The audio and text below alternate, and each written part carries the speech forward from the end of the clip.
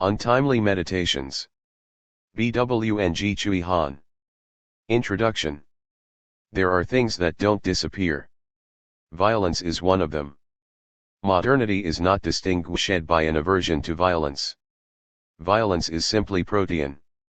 It varies its outward form according to the social constellation at hand.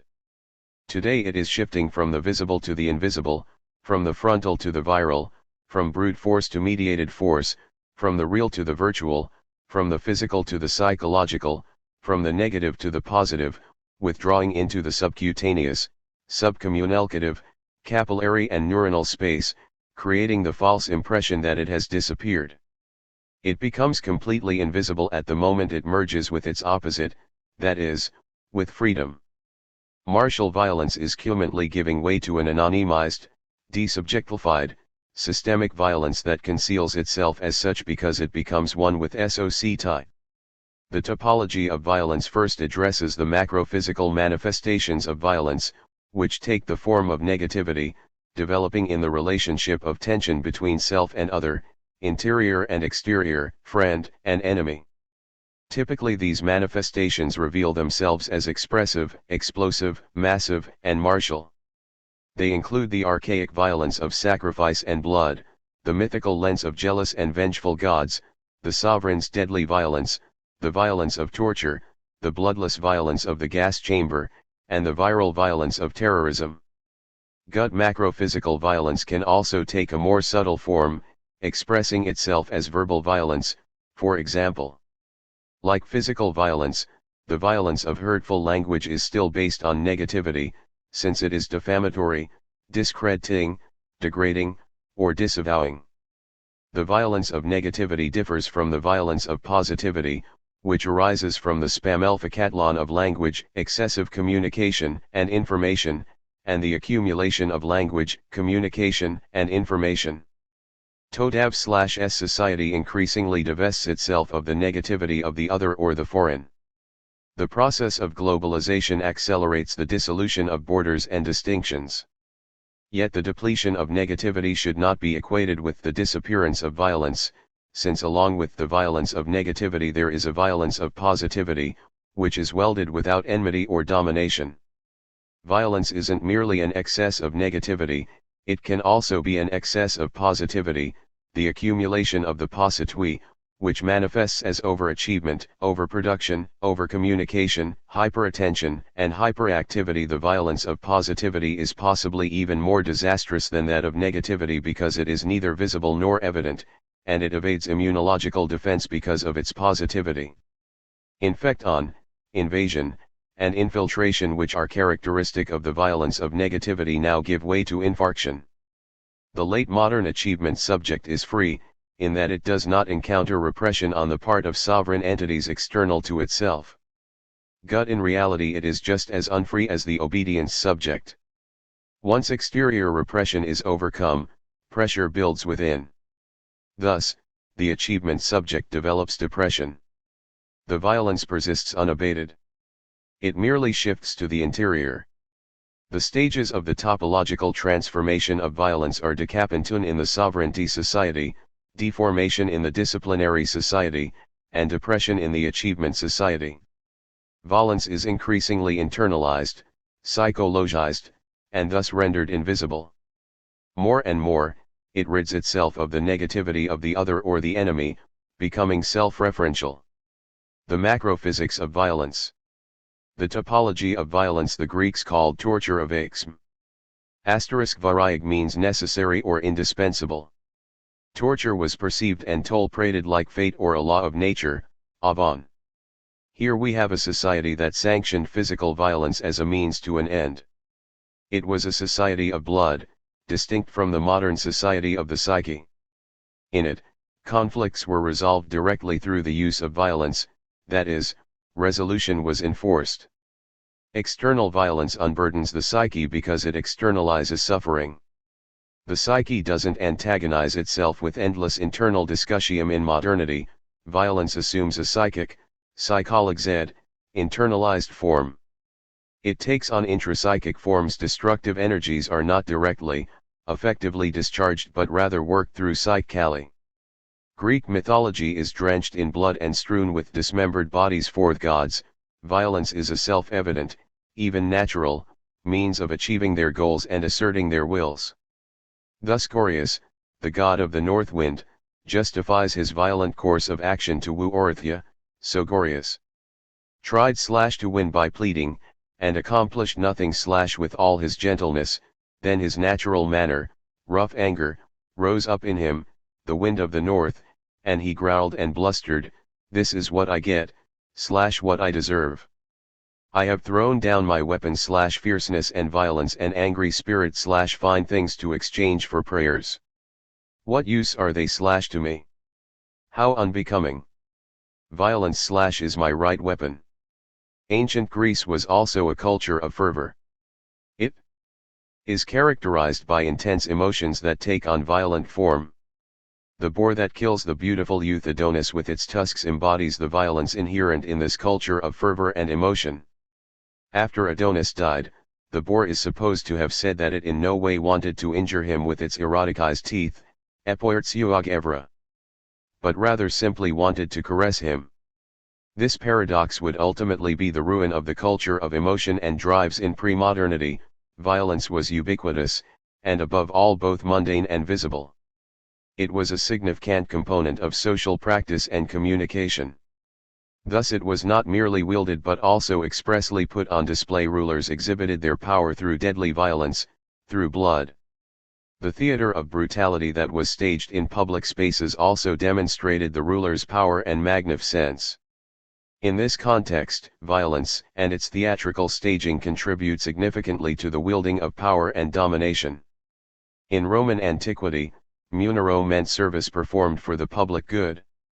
A munus is also a gift that is expected of someone occupying an official post. One of the munero is the munus gladiatorium. The gladiator battle itself makes up only a part of the munus gladiatorium. Far more brutal than these battles were the midday executions that preceded them. Along with damnatio od gladium, death by sword, and damnatio od flammas, death by fire, there was also damnatio ad bestios. Criminals were thrown to hungry predators, to be mangled alive. The munus gladiatorium wasn't merely entertainment for the masses, intended to satisfy their aggressive drives. Rather, it exhibited an inherent political significance. In the theater of brutality, the power of the sovereign stages itself as the power of the sword. Thus the munus gladiatorium was an important component of the imperial cult. The ostentatious staging of deadly violence demonstrated the ruler's power and magnificence. The ruling order employed the symbolism of blood. Brute violence functioned as an insignium of power. In this context, violence did not conceal itself. It was visible and manifest. It had no shame. It was neither silent nor naked but rather eloquent and signifying. In archaic culture as well as in antiquity, the staging of violence was an integral, even central component of societal communication. In modernity, brute violence was delegitimized not only on the political stage but also in nearly all other social milieus. It has lost virtually every showplace. Executions now take place in spaces to which the general public has no access. Deadly violence is no longer placed on display. The concentration camp is also an expression of this topological change. It is no showplace for execution because T isn't located in the center but rather at the edge of a city. The theater of bloody violence, which characterizes the society of sovereignty, yields to a bloodless gas chamber withdrawn from public view. Rather than staging its magnificence, violence conceals itself in shame. It continues to be wielded, but not publicly staged. It does not expressly draw attention to itself. It lacks all language and symbolism. It heralds nothing. It takes place as a mute annihilation. Muslim is a slang term from concentration camps referring to a victim of violence, a violence that has already become shameful, is perceived as a crime, and that renounces itself. Following its delegitimation, the sovereign's deadly violence exits the public sphere as a place. The camp is a non-place. In this sense it is different from the prison, which still is part of a place. The end of the pre-modern society of sovereignty as the society of blood subjected violence to a topological transformation. No longer did it form a part of political and societal communication. It withdrew into subcommunicative, subcutaneous, capillary spaces within the psyche. It shifted from the visible to the invisible, from the direct to the discrete, from the physical to the psychic, from the martial to the medial, and from the frontal to the viral. Its mode of operation was no longer confrontation but contamination, not open assault but concealed infection. This structural change in violence increasingly determines its occurrence today. Terrorism doesn't focus its destructive powers frontally either but rather disseminates them virally in order to operate invisibly. And cyberwar, the war form of the 21st century, also operates virally. The viral nature of violence renders it invisible and non-public. The perpetrators make themselves invisible. Digital viruses, which infect rather than attack, leave hardly any traces that point to the perpetrator, and yet this viral violence is a violence of negin vitae. The tension between perpetrator and victim, good and evil, or friend and enemy is still inscribed within it. Psychological internalization is one of the central topological shifts of violence in modernity. Violence occurs in the form of a conflict within the psyche. Destructive tensions are born internally rather than discharged externally. The front is no longer located outside the ego but within it. Civilization, therefore, obtains mastery over the individual's dangerous desire for aggression by weakening and disarming it and by setting up an agency within him to watch over it, like a garrison in a conquered city. In the conscience, Freud saw this intracyclic surveillance entity. It is a place where violence is inverted. We have even committed the heresy of explaining the origin of human conscience by some such turning inward of the aggressive impulse. Aggression against others reverses into aggression against the self. The more a person contains aggression against others, the more strict and coercive the conscience becomes. The internalization of violence also proves useful to the exercise of rule. It ensures that the obedience subject internalizes the external ruling authority, making it a part of itself. This allows the authority to rule with far less effort. Symbolic violence is also a violence that makes use of the mechanism of habit. It inscribes itself within the things that are taken for granted, in habitual patterns of perception and of behavior. Violence is naturalized, as it were. Without the effort of physical, martial violence, it ensures that the established ruling relationship is maintained. The psychological internalization of force also serves disciplinary ends. By way of subtle, discrete interventions, it infiltrates the subject's neural paths and muscle fibers, subjugating it to outside ortho and neurocognitive compulsions and imperatives. The wholesale violence of decapitation, which prevails in the society of sovereignty, yields to the violence of successive, subcutaneous deformation. The late modern achievement subject is subjugated by no one. It is no longer a subject in whom subjugation, subject to, sujet be, is still inherent. It positivizes free ng itself into a project. Gut the transformation from subject to prop does not cause violence to disappear. Self-compulsion takes the place of outside compulsion, pretending to be freedom. This development is closely correlated with capitalist relations of production. Once a certain level of production has been reached, self-exploitation is much more efficient and productive than external exploitation because it is accompanied by a sense of freedom. The society of achievement is a society of self-exploitation. The achievement subject exploits itself until it is completely burned out. In the process, it develops auto-aggressive tendencies, which often intensify to the violence of suicide. The project proves to be apoptil, one the achievement subject now aims at itself. The archaeology of violence. The intractability of violence prompted Freud to deduce the existence of the death drive, which generates destructive impulses. They circulate until they discharge onto an object. By contrast, René Girard tries to avoid this hypostatization of violence by tracing it back to mimetic rivalry. It arises because we imitate the desires of others. Things accumulate value, according to Girard's theory, for the simple reason that many people want them at the same time. We want to possess precisely what everyone else wants to possess. Possession mimesis provokes violent conflict. Two desires focused on the same object reciprocally hinder each other. Thus Girard infers that mimesis necessarily leads to conflict. He proclaims mimetic rivalry to be the main source of interpersonal violence.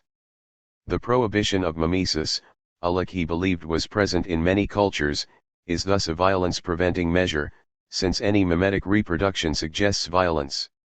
Girard's concept of mimetic rivalry does not capture the essence of violence, however. Etymologically, the word rivals can be traced to the use of waterways, rivus. A rival does not desire water because others desire it. Acts of violence occur above all in conflicts over things whose value does not owe to mimetic desire but rather is intrinsic. These are things that satisfy primary needs.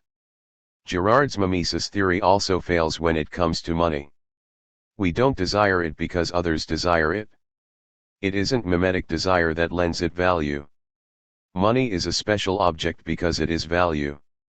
Mimesis represents an important form of human behavior. Without it, no socialization is possible. It primarily concerns the symbolic, such as patterns of speech or behavior, meaning that it isn't necessarily the cause of violent conflict. Girard also attributes revenge to mimesis. Mimetic crisis is his name for the deadly spiral of vengeful violence.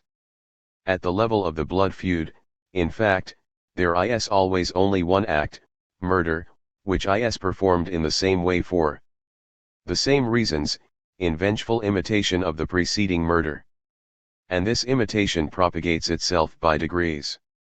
In such cases, in its perfection and paroxysm mimesis becomes a chain reaction of vengeance. The spiral of murderous violence is not caused by people imitating each other. Nor does mimesis explain the destructive spiral of violence in a blood feud. Archaic revenge practice amounts to killing as such, not the imitation of killing. Killing has an intrinsic value. It is not a mimetic but a capitalist C principle that controls the archaic economy of violence. The more violence a person carried out, the more power he accumulated. Violence carried out against the other increased the actor's ability to survive. One overcame death by killing. One killed in the belief that one could thereby usurp death. This archaic economy of violence was still active in antiquity. Achilles avenges the death of his friend Patroclus by indiscriminately killing and ordering killings. Not only enemies are killed. After everyone has circled the corpse with vows of revenge, they slaughter vast numbers of cattle, sheep, goats, and pigs on Patroclus's pyre. The object is killing as such. Mimesis has nothing to do with it. Violence is, after all, the first religious experience. The all-destroying forces of nature and the murderous violence of predatory animals must have been traumatizing and frightening yet simultaneously fascinating for prehistoric people, causing them to personify those forces and animals as deities or exalt them to a superhuman reality.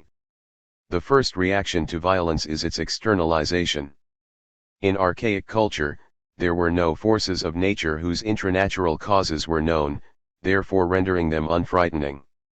Intrasocietal violence was also consistently interpreted as a consequence of violence invading society from the outside.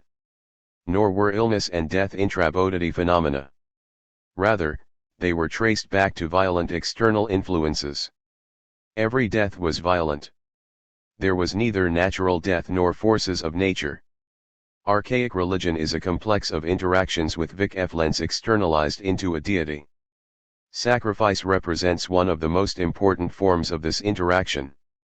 The Aztecs even waged ritualized wars in order to take prisoners, who would then be offered as sacrifices to the bloodthirsty god of war.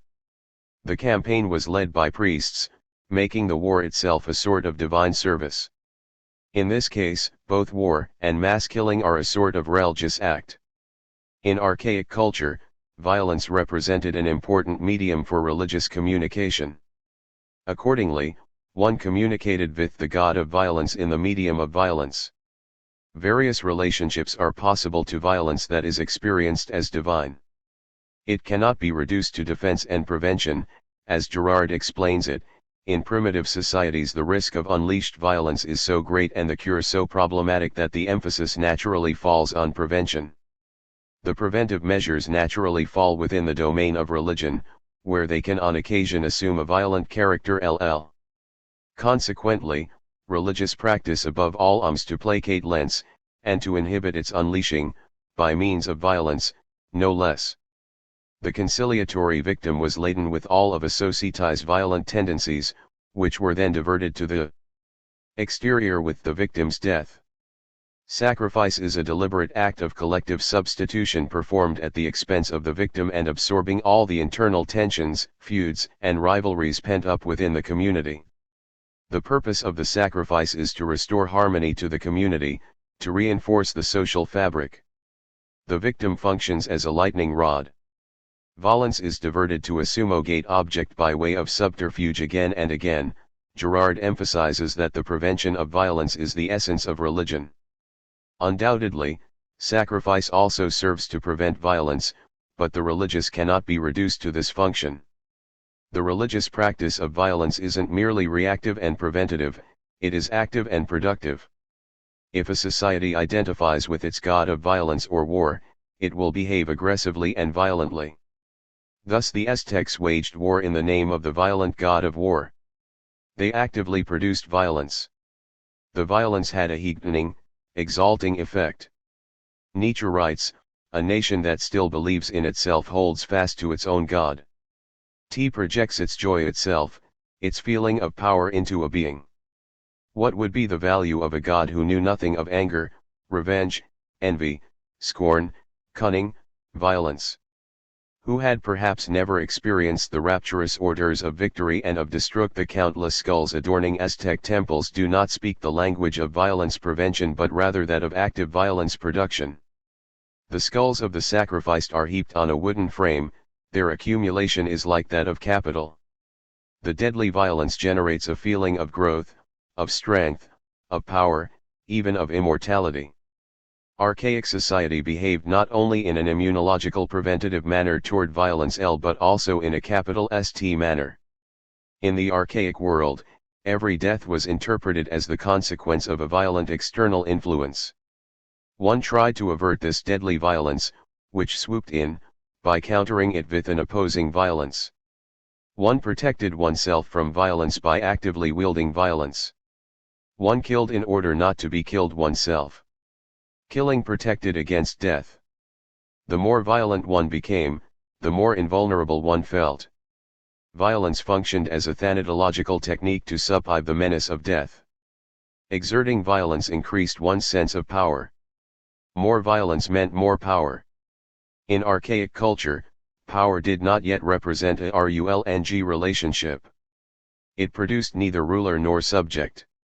Rather, it was hypostasized to a supernatural, unpersonified substance that could be possessed, accumulated, or lost. Mona is what indigenous people on the Marquesas Islands call this mysterious power substance, which leapt from the victim to the victor and which a brave warrior could accumulate in great quantities. The whammer was thought to embody the mana of all those whom he had killed. The mana of the warrior's spear was likewise increased with each death it inflicted. With a view to absorbing directly his mana, he ate some of his flesh, and to bind the presence of the empowering influence in battle. He wore as a part of his war dress some physical relic of his vanquished foe, a bone, a dried hand, sometimes a whole skull. Viewing violence as a supernatural, impersonal means of power also casts blood feuds in a completely different light. They are no longer a retaliation against those responsed for the murder. No person is held responsible in this case. It also doesn't place the perpetrator in a context of guilt. The archaic blood feud was indirect, and that is what made it so devastating. The death suffered weakened the group to whom those killed belonged. In turn, they too had to kill, in order to restore their damaged sense of power. It didn't matter who was killed, only that someone was killed. Every death, even natural death, provoked vengeance.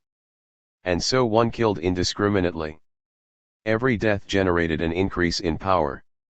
It was precisely this magical economy of violence, which evades all rational logic, that made a blood feud so destructive. It even came to pass that the avenger didn't just kill members of the perpetrator's group but also bystanders who happened to cross his path. Only killing could offset the loss of power caused by the death. The archaic form of power takes effect suddenly, like a magical substance. Power was first a substance and only later developed into a hierarchical relationship. Owing to its immediacy, this power as substance did not establish domination, because the latter is a complex structure of mediation and reflection. Archaic society did not display any pronounced hierarchical structure, the essence of a ruling order. Thus the leader was not a power holder as such but merely a medium. From the chief's mouth spring not the words that would sanction the relationship of command obedience, but the discourse of society itself about itself, a discourse through which it proclaims itself an indivisible possessing mana, which distinguished community. The leader did not make him a godlike sovereign. Rather, he had to constantly worry about being killed once he lost his punishment, rationalizes revenge and inhibits the avalanche-like surge that makes it so destructive. In archaic society, the only possible reaction to violence was counter-violence. A radical paradigm shift separates the system of punishment from the system of revenge. It turns violence into an action attributable to a person. No longer is it an impersonal event, to be met with counter-violence. Released from the context of power, it is placed in a context of guilt. In this context, violence does not make me powerful but rather guilty. Punishment is not counter-violence, it is not revenge that the state exacts on my behalf. Instead, the objective context of guilt makes it seem just or reasonable. Thus no spiral of violence begins. The violence of punishment sheds the injustice that is characteristic of archaic revenge and that removes it from all control. Discipline and direction are mutually dependent. The system of punishment does not follow the logic of revenge but rather that of mediation, which emerges from an objective context of law. Thus it prevents the uncontrollable surging of violence since, unlike the system of revenge, it is designed not to produce but rather to prevent violence. Byung Chul Han Trace opposes the widespread opinion that war in archaic society was primarily an existential struggle that arose from the scarcity of vital resources, countering it with the theory that war is based solely on aggression. Contrary to Levi Strauss's correlation of war and exchange, he takes independent destructive energy as the basis for war, unrelated to commerce and exchange. According to Chul Han Trace, archaic society was one of relative self-sufficiency, so that war need not have been waged because of scarce resources. War served only to defend the autonomy and identity of the group against others. For all local groups, all others are foreigners. The figure of the foreigner confirms, for every given group, the conviction of its identity as an autonomous we. That is, the state of war is permanent. Constant war creates a centrifugal force, which generates a world of multiples, which work against unity or unification it prevents, and this is Claster's as both central and very problematic thesis, the formation of the state. He assumes that archaic society consciously rejected the state, that it constantly waged war in order to prevent the formation of a state. As a society against the state, archaic society was a society for war. Chul Han Trace writes provocatively, if enemies did not exist, they would have to be invented.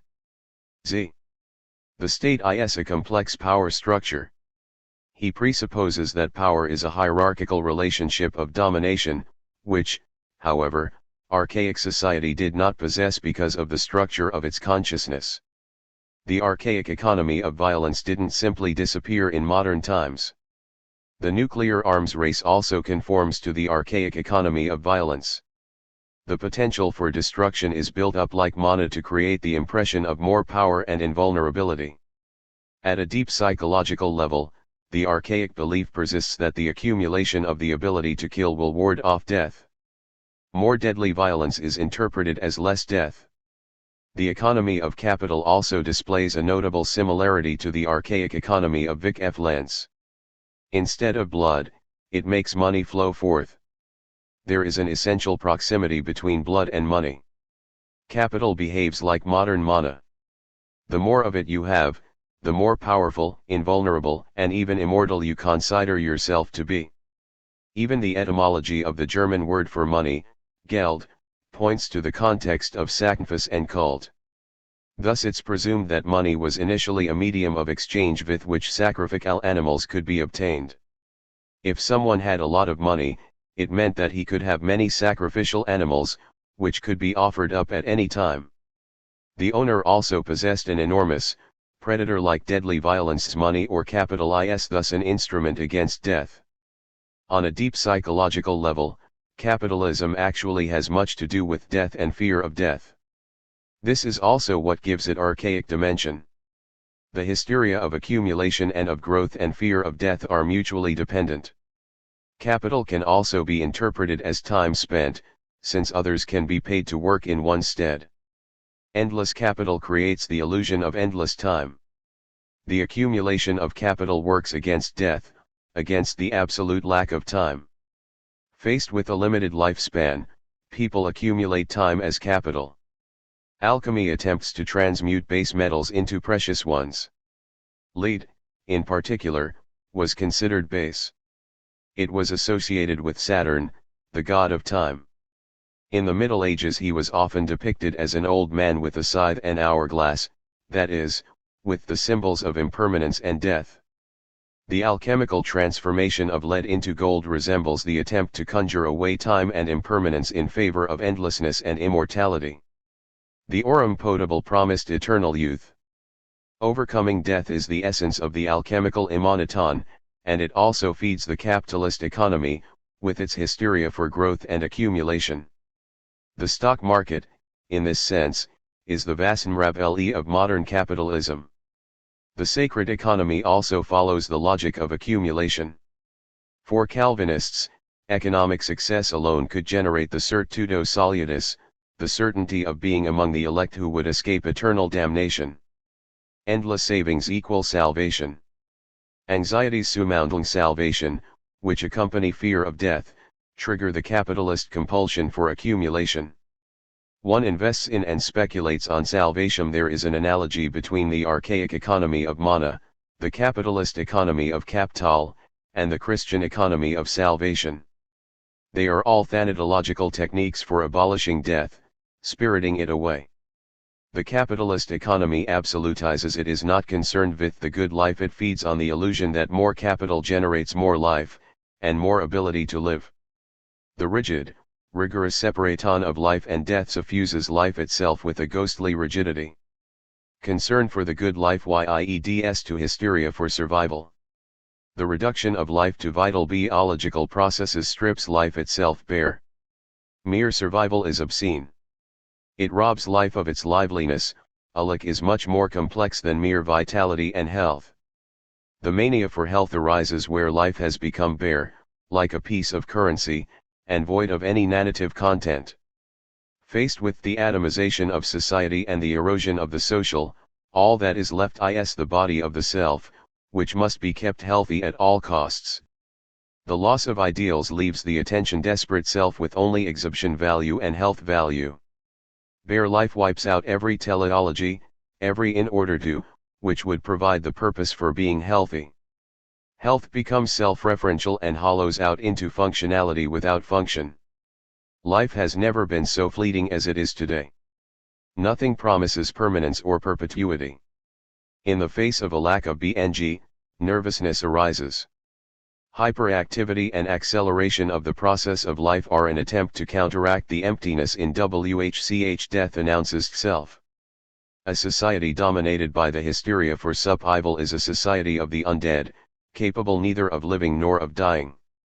Freud was also aware of this fatal dialectic of survival when he closed his essay Reflections on War and Death with the aphorism "Es vis vitam, paro mortem," that is, if you wish life, prepare for death. The idea is to grant death more space in life to prevent life from stiffening into undeath, Were it not better to give death the place to which it is entitled both in reality and in our thoughts, and to reveal a little more of our unconscious attitude towards death, which up to now we have so carefully suppressed?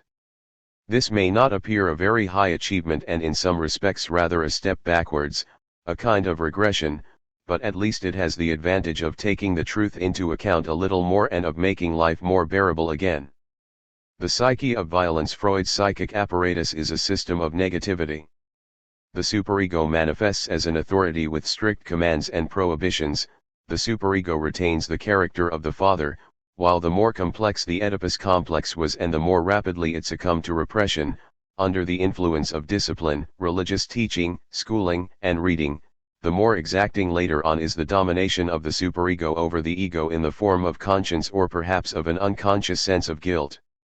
The superego expresses itself as a categorical imperative with the harshness and cruelty exhibited by the ideal, its dictatorial thou shall, with a harshly restraining, cruelly prohibiting quality.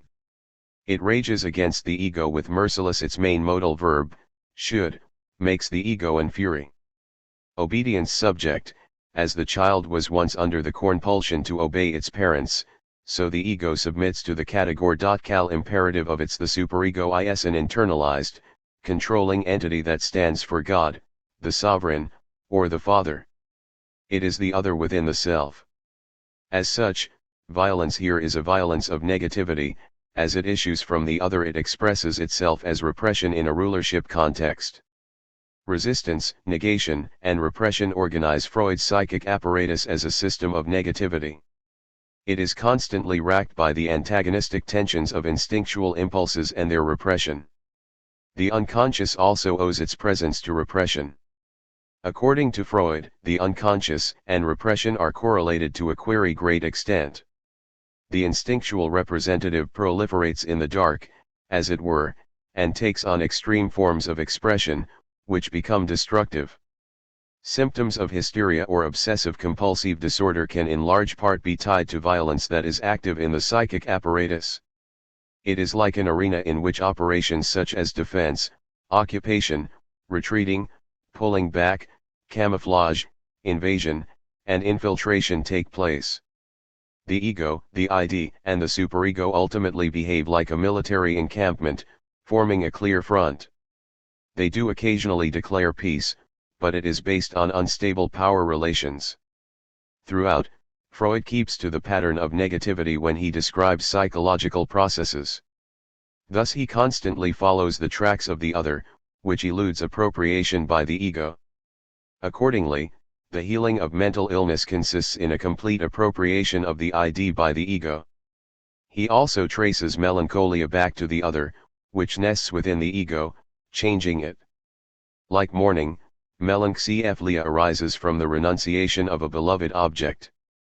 Unlike mourning and the grieving process, which pull the libido away from the lost object to connect to its new object, in melancholia the object is internalized. Because of the weak cathectic energy, the object is easily given up, but the newly freed libido does not cathect another object. Rather, a narcissistic identification with the object arises, an object choice, an attachment of the libido to a particular person, had at one time existed, then, owing to a real slight or disappointment coming from this loved person, the object relationship was shattered. The result was not the normal one of a withdrawal of the libido from this object and a displacement of it onto a new one. The object cathexis proved to have little power of resistance and was brought to an end. Gut, the free libido was not displaced onto another object, it was withdrawn into the ego. There, however, it was not employed in any unspecified way but served to establish an identification of the ego with the abandoned object. In this way the conflict between the ego and the loved person was transformed into a cleavage between the critical activity of the ego and the ego as altered by identification. ZS. The abandoned object, to WHCH the ego had an ambivalent relationship, is internalized as part of the ego. The critique of the relinquished object, that is, the other, becomes a critique of the self. In reality, the self-reproach and self-abasement are intended for the other, which has now become a part of the ego. Melancholia lies at the heart of a division within the ego. A part of the ego opposes the other, criticizing and belittling it. In melancholia, the occasions which give rise to the illness extend for the most part beyond the clear case of a loss by death, and include all those situations of being slighted, neglected, or disappointed, which can import opposed feelings of love and hate into the relationship or reinforce an already existing ambivalence. If the love for the object takes refuge in narcissistic identification, then the hate comes into operation on this substitutive object, abusing it, debasing it, making it suffer and deriving sadistic satisfaction from its suffering. Identification with the object transforms sadism into masochism. By way of self-punishment and self-torment, the ego revenges itself upon its original object. The question of whether Freud interpreted melancholia correctly is not particularly important to us here. Only his explanatory model as such carries weight. Melancholia is a pathologically disturbed relation to the self. Freud interprets it as an external relationship, a relationship to the other. The violence that the melancholic does to him or herself is thus a violence of negativity, since it is directed at the other within the ego. The other within me is the formulation of the negativity that consistently organizes Freud's psychoanalysis. Freud's psychic apparatus is a repressive apparatus of domination and compulsion that operates with commands and prohibitions, that subjugates and oppresses.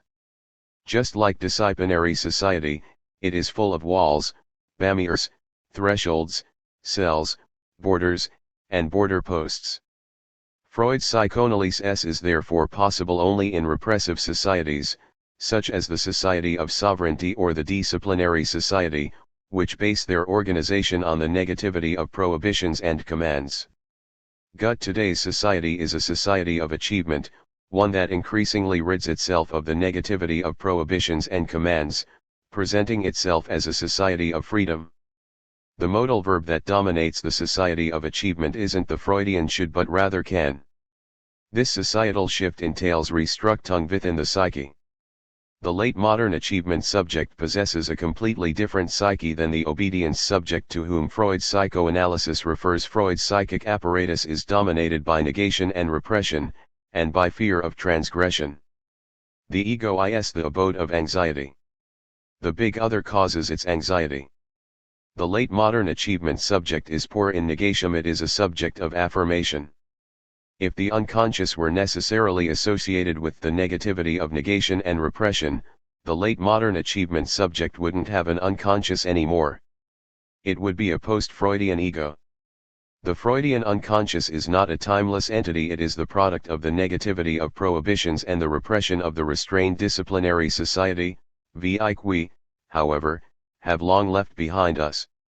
The work performed by the Freudian ego consists all in fulfilling a duty. That is a point of similarity with the Kantian obedience subject. In Kant, the conscience takes on the position of the superego. His moral subject is also exposed to the Wohlens of an Authority, both words are Gewalt in German. Every human being has a conscience and finds himself observed, threatened, and, in general, kept in awe, respect coupled with fear, by an internal judge, and this authority watching over the law in him is not something that he himself, voluntarily, makes, but something incorporated into his being. The Kantian subject is also divided. It works at the behest of the other, which, however, is a part of itself. Now, this original intellectual and, since it is the thought of duty, moral predisposition called Konsk, is peculiar in that, although its business is a business of a human being with himself, one constrained by his reason sees himself constrained to carry it on as at the bidding of another person. As a result of this division, Kant speaks of the doubled self or of a dual personality. The moral subject is at once the defendant and the judge. The obedience subject is not a subject of desire but rather of duty. Thus the Kantian subject also goes about its duties and represses its inclinations. However, Kant's God, this supreme moral being, appears not only as an authority of punishment and judgment but also as one of gratification. Though as subjects of duty, moral subjects repress all pleasurable activities in favor of virtue, the moral God rewards their work, performed under the condition of suffering, with happiness. Happiness is distributed in exact proportion to morality. The moral subject, who suffers pa-en for the sake of morality, is completely assured of gratification. No crisis of gratification looms here because God doesn't deceive, he can be depended on. Late modern achievement subjects don't pursue any obligatory work. Their maxims are not obedience, law, and the fulfillment of duty but freedom, desire, and inclination. Above all, they expect to reap pleasure from their work. They do not act at the behest of others, rather, they listen mainly to themselves. Their job is to be their own boss. Thus they divest themselves of the negativity of the demanding other. However, this freedom from the other isn't just emancipating and freeing. The dialectic of freedom entails the development of new constrictions. Freedom from the other becomes a narcissistic relationship to the self, which is responsible for many of the achievement subject's psychic disorders. The lack of relationship to the other causes a crisis in gratification. Gratification as recognition assumes the authority of the other or a third party. It is not possible to reward or recognize yourself. For Kant, God is the authority of gratification. He rewards and recognizes moral achievement. Because of the disturbed structure of gratification, the achievement subject feels compelled to achieve more and more. The lack of relationship to the other is also the transcendental condition for the possibility of the crisis of gratification. Today's relations of production are also responsible for this gratification crisis. It is no longer possible to view an achievement as the result of completed, finalized work. Today's relations of production prohibit closure. Rather, one's work is open-ended. We lack forms of closure, which have a beginning and an end. Richard Sennett also traces the crisis of gratification back to a narcissistic disorder and the lack of relationship to the other, as a character disorder. Narcissism is the very opposite of strong self-love. Self-absorption does not produce gratification, it produces injury to the self. Erasing the line between self and other means that nothing new, nothing other, ever enters the self. It is devoured and transformed until one thinks one can see oneself in the other, and then it becomes meaningless. The narcissist is not hungry for experiences, he is hungry for experience, looking always for an expression or reflection of himself in experience. One drowns in the self. In experiences, one encounters the other. One changes and becomes other. Experience, on the other hand, extends the ego into the other, into the world. Thus it draws on resemblance, on sameness. Self-love is thus still determined by negativity, as it devalues and repels the other in favor of the self. The self opposes the other. It is asserted by demarcating itself from others. To love oneself is to position oneself expressly against the other. In the case of Narcissus, on the other hand, the border with the other blurs and rely. Those who suffer from a narcissistic disorder sink into themselves. If any point of reference to the other is completely lost, no stable conception of the self can form. Sennett is concept to link the modern individual's psychic disturbances with narcissism, but he comes to the wrong conclusions. Continual escalation of expectations so that present behavior is never fulfilled and is a lack of closure. The sense of having reached a goal is avoided because the experiences would then be objectified, they would have a shape, a form, and so exist independently of oneself. The self is real only if it is continuous, it is continuous only if one practices self-denial. When closure does occur, experience seems detached from the self, and so the person seems threatened with a loss. Thus the quality of a narcissistic impulse is that it must be a continual subjective state. According to Sennett, the narcissistic individual intentionally avoids reaching a goal because an objectifiable form can arise from closure, which persists independent of the self, thereby weakening the self. In reality, it does just the opposite. The socially determined impossibility of objectively valid, definitive forms of closure drives the subject into a narcissistic repetition of itself, never arriving at a form, a stable self-image, or character. The subject doesn't consciously avoid the feeling of having reached a goal in order to increase its sense of self. Rather, the subject never has the feeling that it has reached a goal. It's not as if the narcissistic subject doesn't want to reach closure. In fact, it is not able to. Out in the open, it loses itself in dissipation. This lack of closure is to a large extent economically necessitated. After all, openness and open-endedness facilitate hysteria is a typical psychic affliction of the disciplinary society in which psychoanalysis developed. It presumes the negativity of repression, prohibition, and negation, which lead to the formation of the unconscious. The instinctual representatives representans low shunted into the unconscious manifest by means of conversion as physical symptoms that unambiguously mark the sufferer. Hysterics display a characteristic morph. Thus, unlike depression, hysteria can be described in terms of its morphology. Character, according to Freud, is a phenomenon of negativity, because without the censorship of the psychic apparatus, it would not take form. Thus, Freud defines it as a precipitate of abandoned object cathexis. When the ego learns of the object cathexis arising within the ID, it either tolerates them or fends them off with repression. The history of repression is inscribed within character. It represents a certain relationship between the ego and the ID, and between the ego and superego. While the hysteric displays a certain morph, the depressive is formless, amorphous. He is a mon without character. The hysteric's psyche may be subject to external compulsions, but in turn, it is in some measure orderly and formed. A psychic apparatus that has become depressive may be free of the negativity of repression and negation, but it is chaotic, disordered, and formless. Freud's psychoanalysis presumes the negativity of repression and negation. As Freud emphasizes, the unconscious and repression are correlated to a very great extent.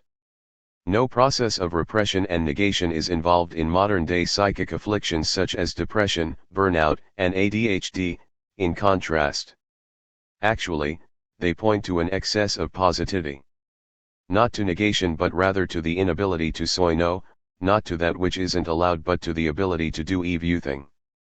Thus psychoanalysis cannot broach them. Depression doesn't result from repression on the part of controlling entities such as the superego. In depressives, this transference which would provide indirect clues to repressed psychic content doesn't occur. With its ideas of freedom and deregulation, present-day achievement society is abolishing wholesale those barriers and prohibitions that characterized the disciplinary society. The abolition of negativity bolsters performance. A general limitlessness and dissolution of barriers ensues, a veritable state of general promiscuity, which exerts no repressive energy. Where the release of instinctual impulses is not hindered by restrictive sexual mores, paranoid delusions also do not occur, such as those suffered by Daniel Paul Schreiber, which Freud traced back to his repressed homosexuality. The Schreiber case is typical of the 19th century disciplinary society, where a strict prohibition of homosexuality and even desire prevailed. The unconscious is not responsible for depression. It no longer governs the depressive achievement subject's psychic apparatus. But Alan Ehrenberg evidently adheres to its significant cancer, which warps his argumentation. The history of depression has helped us understand this social and mental turnaround. Its irresistible rise permeates the avoupairs of changes that have affected the individual in the first half of the 20th century, psychic liberation and identity insecurity and individual initiative and the inability to act. These two pairings display the anthropological risks at play in the movement from neurotic conflict to depressive inadequacy in the field of psychiatry. The individual emerges from the battle to face messages from this unknown person she cannot control, this irreducible part that Westerners call the unconscious. Depression symbolizes the irreducible that cannot be controlled. According to Ehrenberg, it arises from confrontation between the notion of limitless possibility and the notion of the uncontrolled. Accordingly, depression occurs when the subject founders on the uncontrolled and struggles for initiative. The uncontrolled, the irreducibly, and the unknown are like the unconscious figures of negativity, which are no longer constitutive of the society of achievement, with its excess of positivity. Freud understands melancholia as a destructive relationship to the other that is internalized as part of the self through narcissistic identification. The original conflict with the other is internalized and transformed into an adversarial relationship to the self, which leads to impoverishment of the ego and autoaggressium. The contemporary achievement subject's depression is not preceded by an adversarial, ambivalent relationship to the other, which is lost. The dimension of the other plays no part in it. Instead, its strained, overdriven, excessive self-reference takes on a destructive character, contributing to the depression in which burnout so often culminates. The exhausted, depressive achievement subject wears itself down, so to speak. It is tired, exhausted by itself, by the war with itself. Completely incapable of stepping outside self, of being outside, of depending on the other or on the world, it becomes engrossed in itself. WHCH paradoxically leads to the hollowing out and emptying of the self. It commits itself to an ever-accelerating hamster wheel itself. New media and communications technology also attenuate being toward the other. The virtual world is poor in otherness and its resistance. In virtual spaces, the ego can basically operate without the reality ple, which would provide a prompt of the other and of resistance in these imaginary virtual spaces. The narcissistic ego mainly encounters itself. Virtualization and digitalization are increasingly contributing to the disappearance of the real. WHCH is notable above all for the resistance it provides. Reality causes us to hold on, both in the sense of pause and grasp. Not only does it interrupt or resist, it also provides support and a foothold. The late modern achievement subject has a surfeit of options at its disposal but is not capable of forming an intensive bond. In depression, all bonds break, even bonds with the self. Mourning differs from depression primarily in its strong libidinous bond to an object. Depression, in contrast, has no object and is therefore not directed. It also makes sense to differentiate depression from melancholia. Melancholia is preceded by an experience of loss. Thus it always exists in a relationship, namely, in O negative relationship to the absent. Depression, on the other hand, is cut off from all relationships and bonds. It lacks all gravity. Mourning occurs when an object with a strong libidinal cathexis is lost. Someone who mourns is completely with the beloved other. The late modern self expends most of its libidinous energy on itself. What is left of the libido is spread thin across steadily increasing contacts and fleeting relationships. It's very easy to withdraw the very weak libido from the other, cathecting new objects with it. The tedious, painful grieving process proves completely unnecessary. Friends in social networks primarily fulfill the function of heightening the narcissistic sense of self by paying attention like consumers to the ego on display like a product. Alan Ehrenberg supposes that there is a merely quantitative difference between melancholia and depression. Melancholia, which has an elitist ring to it, is democratized as depression today.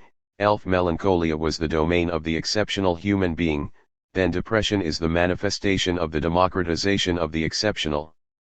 Depression is melancholia plus equality, the perfect disorder of the democratic human being. However, Ehrenberg specifically locates depression in the era in which sovereign man, whose arrival was heralded by Nietzsche, became a widespread reality.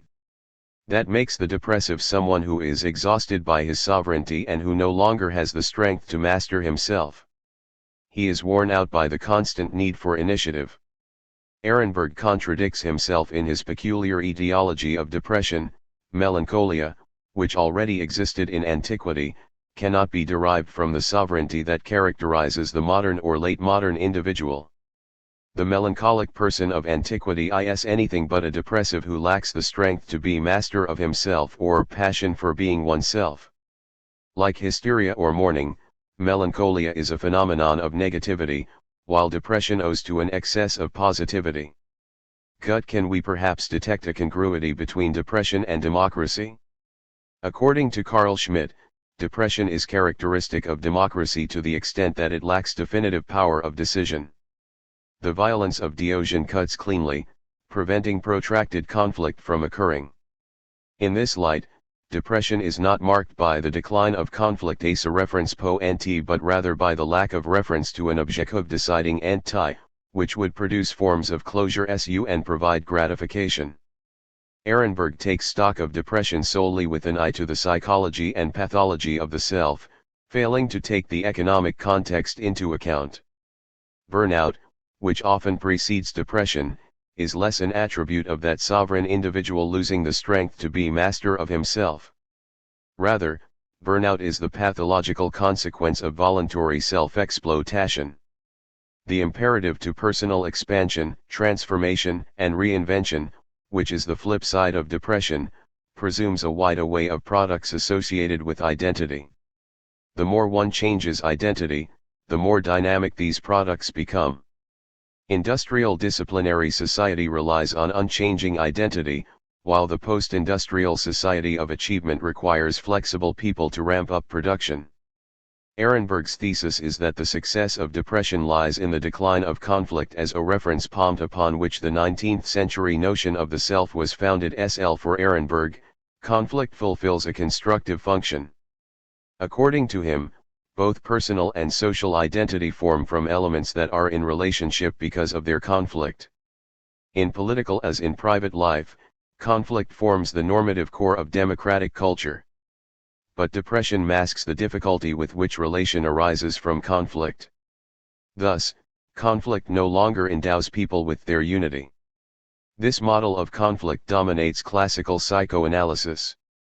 Healing consists in recognizing, that is, in becoming conscious, that an intrapsychic conflict is present. However, this model of conflict presumes the negativity of repression and negation. Thus it cannot be applied to depression, which is completely lacking in negativity. Ehrenberg may recognize that depression is characterized by a lack of relationship to conflict, but he stands steadfastly by his conflict model. According to Ehrenberg, a hidden conflict lies at the root of depression.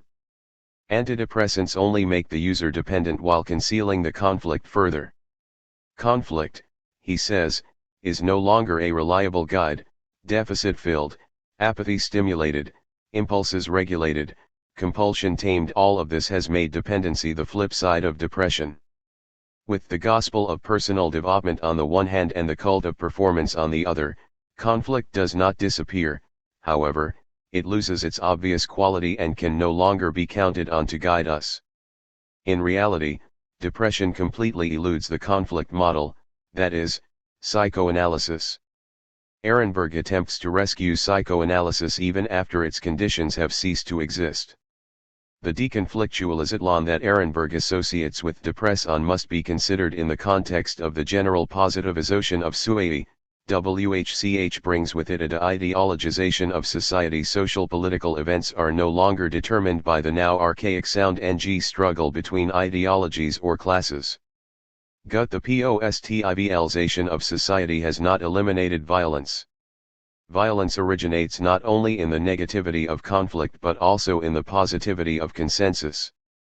The totality of capital, which now appears to be absorbing everything, represents a consensual violence. The fact that today clashes occur not between groups, ideologies, or classes but rather between individuals is not so pivotal to the crisis of the achievement society as Ehrenberg would believe. What is problematic is not so much individual competition itself but rather its self-referentiality, which exacerbates it into absolute competition. The achievement subject competes with itself, falling victim to the destructive compulsion to outdo itself.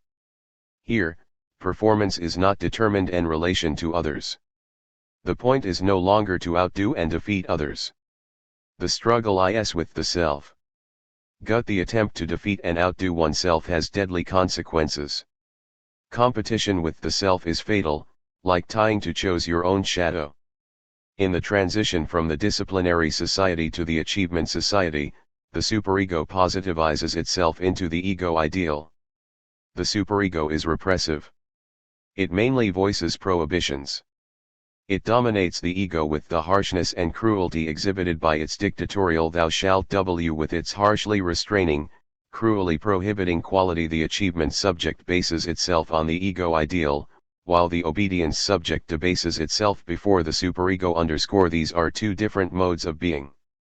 The superego generates negative compulsions. In contrast, the ego ideal exerts positive compulsions on the ego. The negativity of the superego constrains the ego. Basing the self on the ego ideal, on the other hand, is interpreted as an act of freedom. Gut in the face of the unattainable ego ideal, the self sees itself as deficient, a loser to be assailed with self-reproach. Autoaggression develops out of the gap between the real ego and the ego ideal. The ego struggles with itself, is at war with itself. The society of positivity, which believes it has freed itself from all external compulsions, entraps itself in destructive self-compulse on psychic ailments such as burnout or depression, the exemplary ailments of the 21st century. All exhibit autoaggressive tendencies. One does violence to oneself and exploits oneself. External violence is replaced by self-generated violence, which is more devastating because its victims imagine themselves to be free. The politics of violence. Friend and enemy. According to Carl Schmitt, differentiating between friend and foe is the essence of the political. Political thought and political instinct are nothing more than the ability to distinguish friend and enemy. Friend/enemy isn't the usual binarism, which makes the political system different from other systems. It isn't just one system among many, or merely another domain. The domain of the moral, you could call it, a determined by the antithetical dyad good/evil. And the opposition of beautiful-ugly defines the system of aesthetics. Gut politics isn't a subject area. The friendenym/distinction is therefore something fundamentally different from the antitheses that construct a domain or social system. A domain and its antitheses merely register the facts. Beautiful and good are predicates of an object. A person can also be beautiful or good.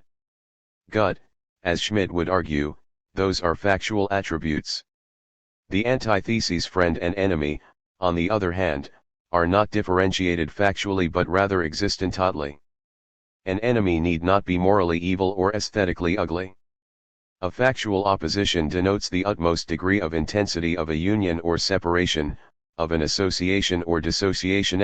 In order to represent the existential binary friend/enemy. Thus the moral distinction between good and evil can reach the political dimension only by means of existentodissociation. Like aesthetics and morality, Religion and economics are primarily just factual domains. They depend on factual distinctions. Gut. As soon as a religious community wages war for its convictions, that is, battles an enemy, it is acting politically. The real friend and enemy grouping is existentially so strong and decisive that the non-political antithesis, at precisely the moment at which it becomes political, pushes aside and subordinates its hitherto purely religious, purely economic, purely critical criteria and motives to the conditions and conclusions of the political situation at hand. Existentialism deprives the factual domain of its factuality, lending it emotional tendencies. Thus, according to Schmitt, there is no war based on facts. For Schmitt, a community only becomes political when an enemy poses an existential threat and it must assert itself, that is, in war. The real possibility of violence is the essence of the political. The battle occurs not only between states but also within a state. A state is also internally political when faced with an internal enemy. According to Schmitt, this is why the declaration of an internal enemy, known in the legal system of the Greek Republic as the Polemios Declaration and in Roman law as the Hostis Declaration, exists in all states, enforced through ostracism, banishment, proscription, and proclamations deeming the wrongdoer or laloi or sacrotio. The existential opposition of friend and enemy suffices to mark the genuinely political, Schmitt emphasizes, and to differentiate it from mere societal associational groupings. Why, like Heidegger, Schmitt distinguishes community from society. Only communities develop political energy. Society, on the other hand, is just an association. It lacks the will, the interiority, and the determination to struggle, indeed determination with regard to itself. An economically organized society may be able to lay waste to its opponents by nonviolent means. Gut that still doesn't make it a political unit because its opponent isn't an enemy, just a competitor. For Schmidt, war isn't merely politics by other means but rather the political itself. He believes that enmity is constitutive of equalentity. The ego owes its existence only to its immunological defense against the other as enemy. Thus Schmidt remarks that it is a sign of inner conflict to have more than one real enemy. The inability to clearly define a single enemy is interpreted as a lack of identity on the part of the self. The plurality of enemies dissipates the ego. Only in the face of an enemy does the self manifest in complete clarity and distinctness. The enemy is our own question as Gestalt. For this reason I must contend with him in battle, in order to assure my own standard, my own limits, my own Gestalt BL. The high water mark of great politics for Schmidt isn't the moments in which reconciliation or rapprochement is achieved but rather those moments in which the enemy is, in concrete clarity, recognized as the it is not dialogue and compromise but war and stunfei that form the foundation of the political. What always matters is only the possibility of the solution to conflicts is not political, rather, the enmity that lies at the heart of conflict establishes the political. The possibility of conflict is not the borderline case mark ng the end of the true political. Instead, as affront, the border defines the space of the political. The exceptional case is one in which all of a society's normative conditions are invalidated, they are reduced to their bare being. The normative yields completely to the existential. The political manifests itself in this critical exception, in which existence finds its pure expression, war, the readiness of combatants to die, the physical killing of human beings who belong on the side of the enemy. All of this has no normative meaning, only an existential meaning, particularly in a real combat situation with a real enemy. Thus no normative justification of war is possible, only an existential one. Indeed, there can be no justification for war. The norms establish the normal situation. Only a critical, entirely abnormal situation in which norms no longer apply can be called political. Schmidt severs war from any kind of normativity. The justification of war does not reside in its being fought for ideals or norms of justice, but in its being fought against a real enemy. To Schmidt, the political is not work. In fact, it feeds on the tension of the incalculable. You might say that calculation management, administration lacks all existential tension. Society dissipates a politically united people into a merely culturally interested public.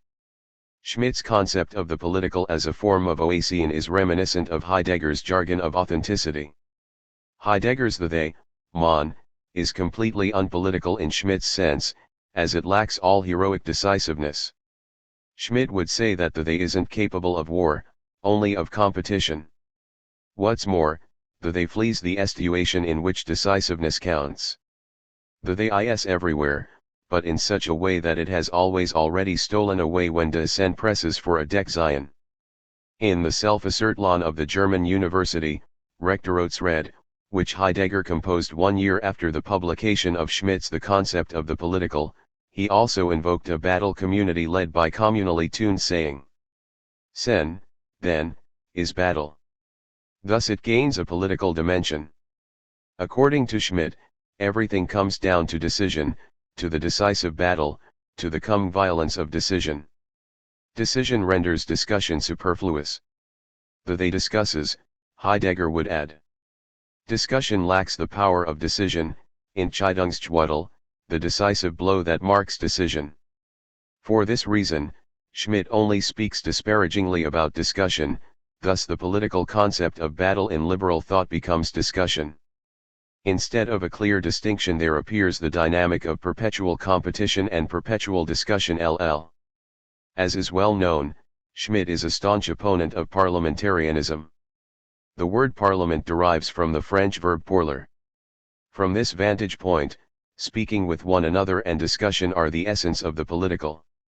Dictatorship does without discussion. It reduces speech to command. Gut to command is not the same as pourrir. For Schmidt, the parliamentization of speech would be a degeneration, the parliamentization of the psyche. Schmidt's psyche doesn't have patience for the expansiveness and openness of Poirier. It degrades into palaver, which goes on endlessly without leading to a final decision. The word decision derives from the Latin decidere, which means to cut off. Decknons are made by grabbing the other, the enemy, and slitting his throat. One cuts off whatever the enemy is trying to say. A decision is an unmediated verdict made with the sword. It is based on violence. Discussion as a medium for the political follows an entirely different school of thought. Compromettere takes the place of combattere. Schmidt thinks in terms of irreconcilable, dichotomous opposites. Either or is the basic precept of his thought, even of his psyche.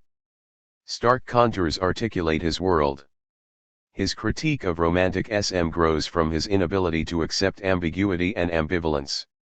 For him, the world of romanticism is a world without substance and functional cohesion, without a fixed direction, without consistency and definition, without a final court of appeal.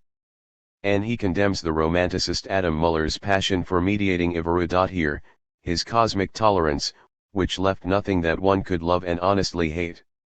Schmidt criticizes his emotional pantheism, is basically always in agreement with everything and approves of everything, and his feminine and vegetative nature and which stood in opposition to masculine, predatory natures.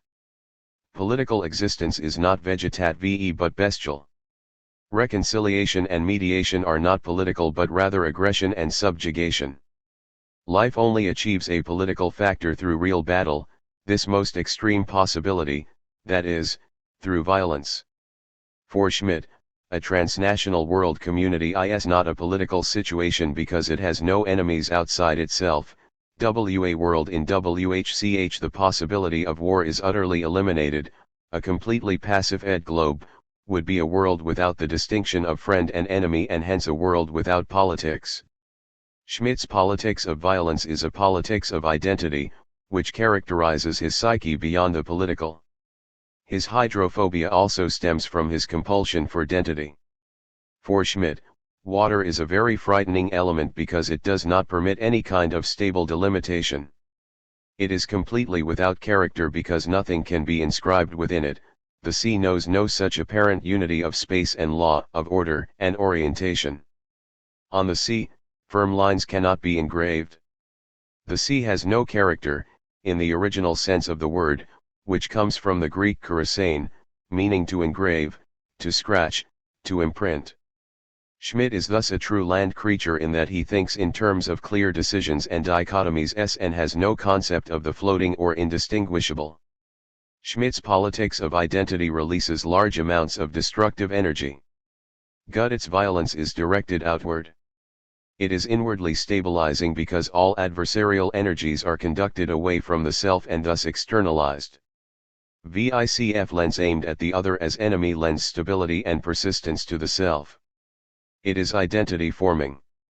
As he notes, the enemy is our own question as Gestalt. Only when faced with the enemy does the self acquire my own standard, my own limits, my own Gestalt.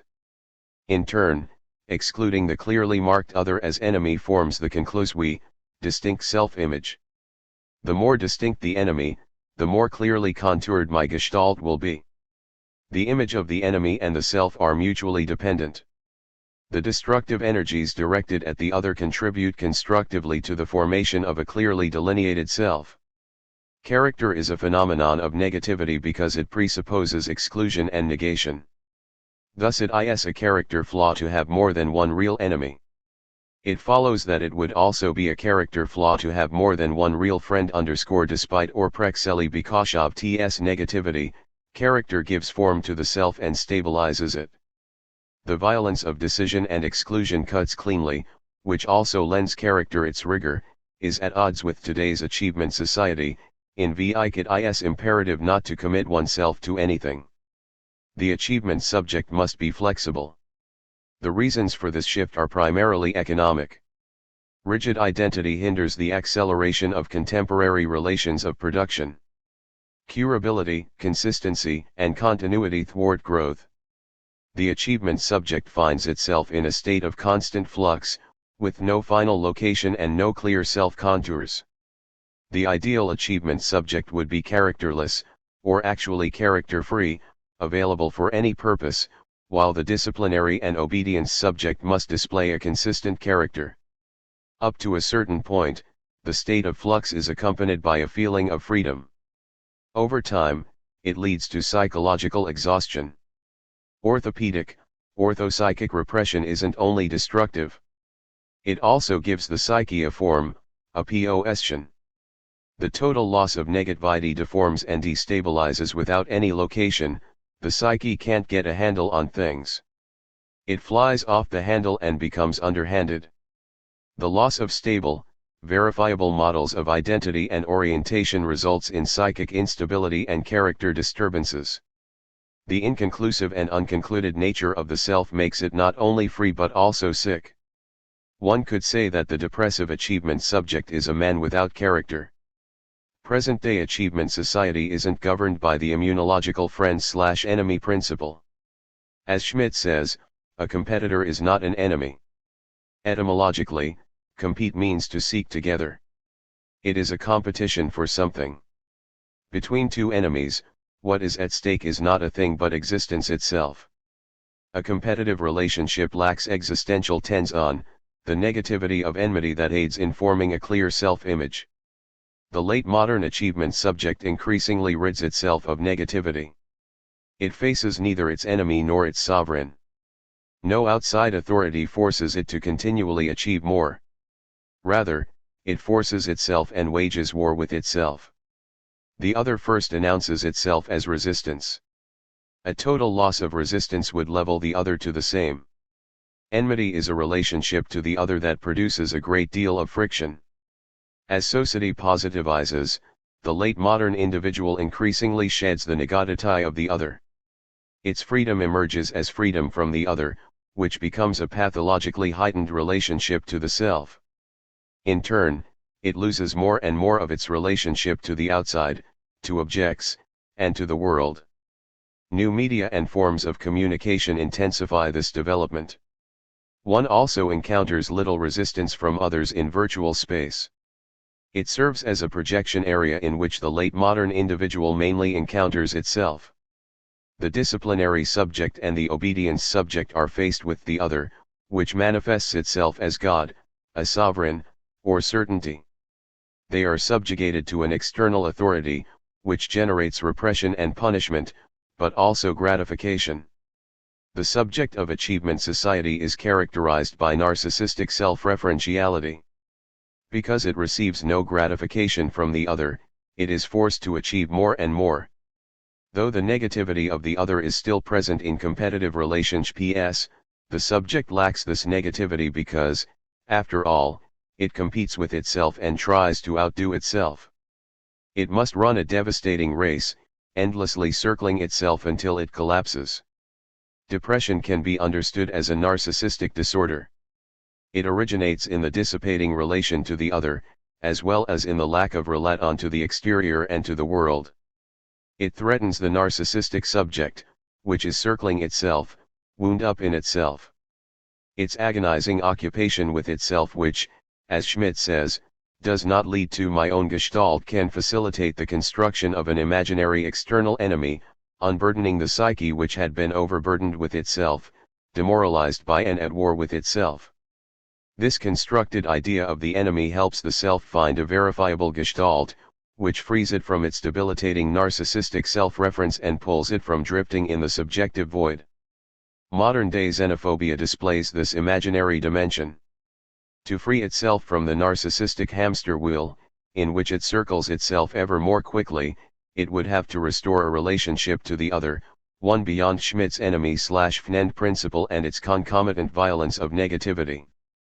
A different construction, indeed a reconstruction of the other, is necessary, one that doesn't provoke a destructive immunological defense. It should be possible to have a relationship to the other in which I affirm it in its otherness, allowing it to be as it is. Ths yes to its being is called friendship. Ths friendship is not a passive, indifferent, live and let live relationship with the other but rather an active, involved relationship to its being. It awakens only in the face of the other or the stranger. The more different they are from the self, the keener is the kindness extended to them. When faced with the same, neither friendship nor enmity is possible, neither yes nor no, neither welcome nor repulsion. The politics of friendship is more open than the politics of tolerance. Tolerance is actually a conservative practice because otherness is merely tolerated. It still maintains a stable self-image bound to a clearly defined identity. Furthermore, it strictly delineates the self from the other. Nor is the practice of tolerance free from domination. The power-holding majority allows minorities to remain. The politics of friendship generates a maximum amount of solidarity from a minimum amount of commonality, maximum nearness from minimum relation. In Schmidt's politics of violence as a politics of identity, on the contrary, even brotherhood based on a maximum of relation could transform into enmity. Schmidt answers the question, why is my enemy? The other proves to be my brother, and my brother proves to be my enemy. Law and violence. It is widely assumed that a legal system loses its effectiveness when it has no violent means at its disposal with which it can enforce its agenda. That would make law nothing more than the privilege of the powerful. Only enforceable through violence, the law may indeed require the possibility of violent enforcement. But it isn't necessarily based it. Hegel writes, representational thought often imagines that the state is held together by force, but what holds it together is simply the basic sense of order which everyone possesses. It is not the threat of violence or negative sanctions alone that stabilizes the legal system. Violence doesn't stabilize anything. It doesn't provide a stable foothold. In fact, widespread violence is a sign of internal instability. A legal system that could only be propped up with violence would be very fragile. Only compliance with the legal system can provide stability. Violence makes an appearance at the moment stabilizing factors disappear completely from the legal system. Walter Benjamin's political philosophy also infers the inner unity of violence and law. As a legislative power, violence is in effect at the origin of law. Benjamin conceived of law as the privilege of the powerful. The victors violently assert their will, their interests, even their existence. The legal relationship simply reflects the power relationship. Lawmaking is power making. Thus, violence is fundamental to lawmaking. Benjamin takes the legend of Niobe as an example of the relationship between law and violence. True, it might appear that the act-on of Apollo and Artemis is only a punishment. But their violence establishes a law far more than it punishes for the infringement of one already existing. Niobe's arrogance calls down fate upon itself not because her arrogance offends against the law but because it challenges fate to a fight in which fate must triumph, and can bring to light a law only in its triumph. Violence continues to remain in effect beyond the establishment of the law. As law-preserving violence, it ensures that established law is followed by erecting a backdrop of threats. For Benjamin, the law is inseparable from violence through the entire sphere of its effect. It is based on violence. Violence is the essence of the law.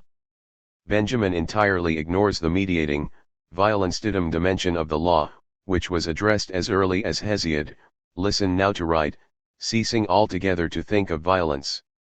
For the son of Cronos has ordained this law for men, that fishes and beasts and winged fowls should devour one another, for right is not in them, but to mankind he gave right which proves far the best right, the law, is subject to historical and structural change. It first manifests as an awesome, fateful power. One unsuspectingly transgresses against an unwritten law and must atone. Benjamin invokes this archaic, mythical model of law and generalizes it to the essence of the law. All legal violence, according to Benjamin, is a mythical manifestation of immediate violence. Because of its relationship to violence, the law is pernicious and unsuited to justice. Benjamin reminds us of the perniciousness of its historical function, the destruction of which thus becomes obligatory. Benjamin's essay Critique of Violence was written during the Weimar Republic era years of crisis. Like Carl Schmitt, he expresses his skepticism regarding parliamentarism. They lack the sense that a lawmaking violence is represented by themselves, No wonder that they cannot achieve decrees worthy of this violence but cultivate in compromise a supposedly nonviolent manner of dealing with political affairs. The essence of the parliament apparently escapes Benjamin. It is a place for speaking with each other, parlor. The parliament shifts the task of legislation from violence to speech. Compromise is free of brute violence as long as it is an outcome of speaking with each other. In contrast, a moment of absolute silence and speechlessness is inherent in violence. Benjamin mistakes the essence of compromise when he identifies a mentality of within it. Those who truly have a mentality of violence aren't interested in compromise in the first place. Democracy has a communicative essence. Minorities can also definitely influence the decision-making process by speaking. Dictatorship prohibits speaking, it dictates. Benjamin's critique of parliamentarism is differently motivated than Carl Schmitt's. The latter discredited parliamentarism in favor of a legislative decisive force or violence. Benjamin's parliamentary critique, on the other hand, follows from a radical skepticism toward the law itself. Benjamin's God is not a sovereign who makes laws. While Carl Schmitt doesn't leave the immanence of the legal system, Benjamin is focused on a legal hereafter. His basic skepticism toward the legal system originates with its genealogical and generative relationship to violence. Precisely because of the original violent nature of the law, he dismisses the concept of parliamentarism, however desirable and gratifying a flourishing parliament mghtb by comparison. A discussion of means of political agreement that are in principle nonviolent cannot be concerned with parliamentarism. For what Parliament achieves in vital affairs can only be those legal decrees that in their origin and outcome are attended by violence. Nor do legal contracts represent a nonviolent settlement of conflicts for Benjamin, because they give each party the right to apply violence should the other party break the contract. Benjamin always draws his examples of the legal relationship from liminal situations and exceptional cases, such as the case of the contract being broken. This approach completely obscures the mediating function of the law, which is the essential difference between law and lens. A contract is based on the premise that the two parties will behave as stipulated, and that they are prepared to abstain from violence and to speak with one another. Like a compromise, a contract is an effect of speech. Its communicative essence cannot be reduced to the economy of power and violence. In light of the violent character of the law, Benjamin asks if there are any nonviolent means to manage the interests of people in conflict. First, he affirms the possibility of nonviolent conflict resolution, without a doubt. The relationships of private persons are full of examples of this. Nonviolent agreement is possible wherever a civilized outlook allows the use of unalloyed means of agreement. Benjamin contrasts illegal and illegal means of every kind that are all the same violent with unalloyed means. They are unalloyed insofar as they are free from any sort of legal relationship. He counts, courtesy, sympathy, peaceableness, trust among these nonviolent means.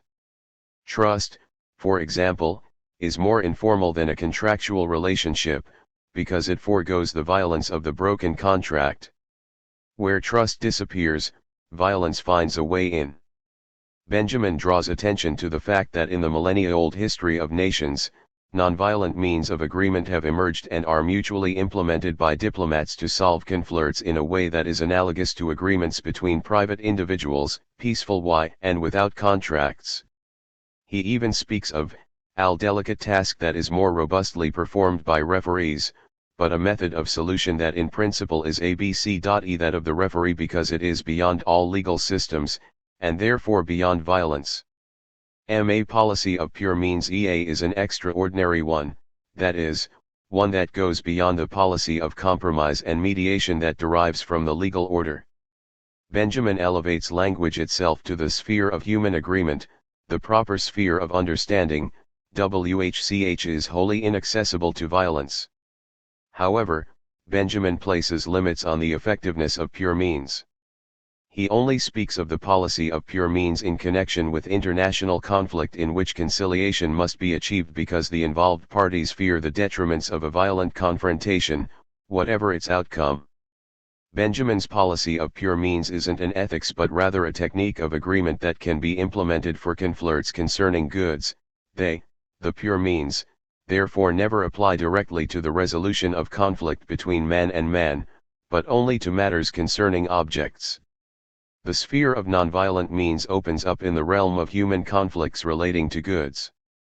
Benjamin is convinced that every conceivable solution to human problems, not to speak of deliverance from the confines of all the world historical conditions of existence obtaining hitherto, remains impossible if violence is totally excluded in principle.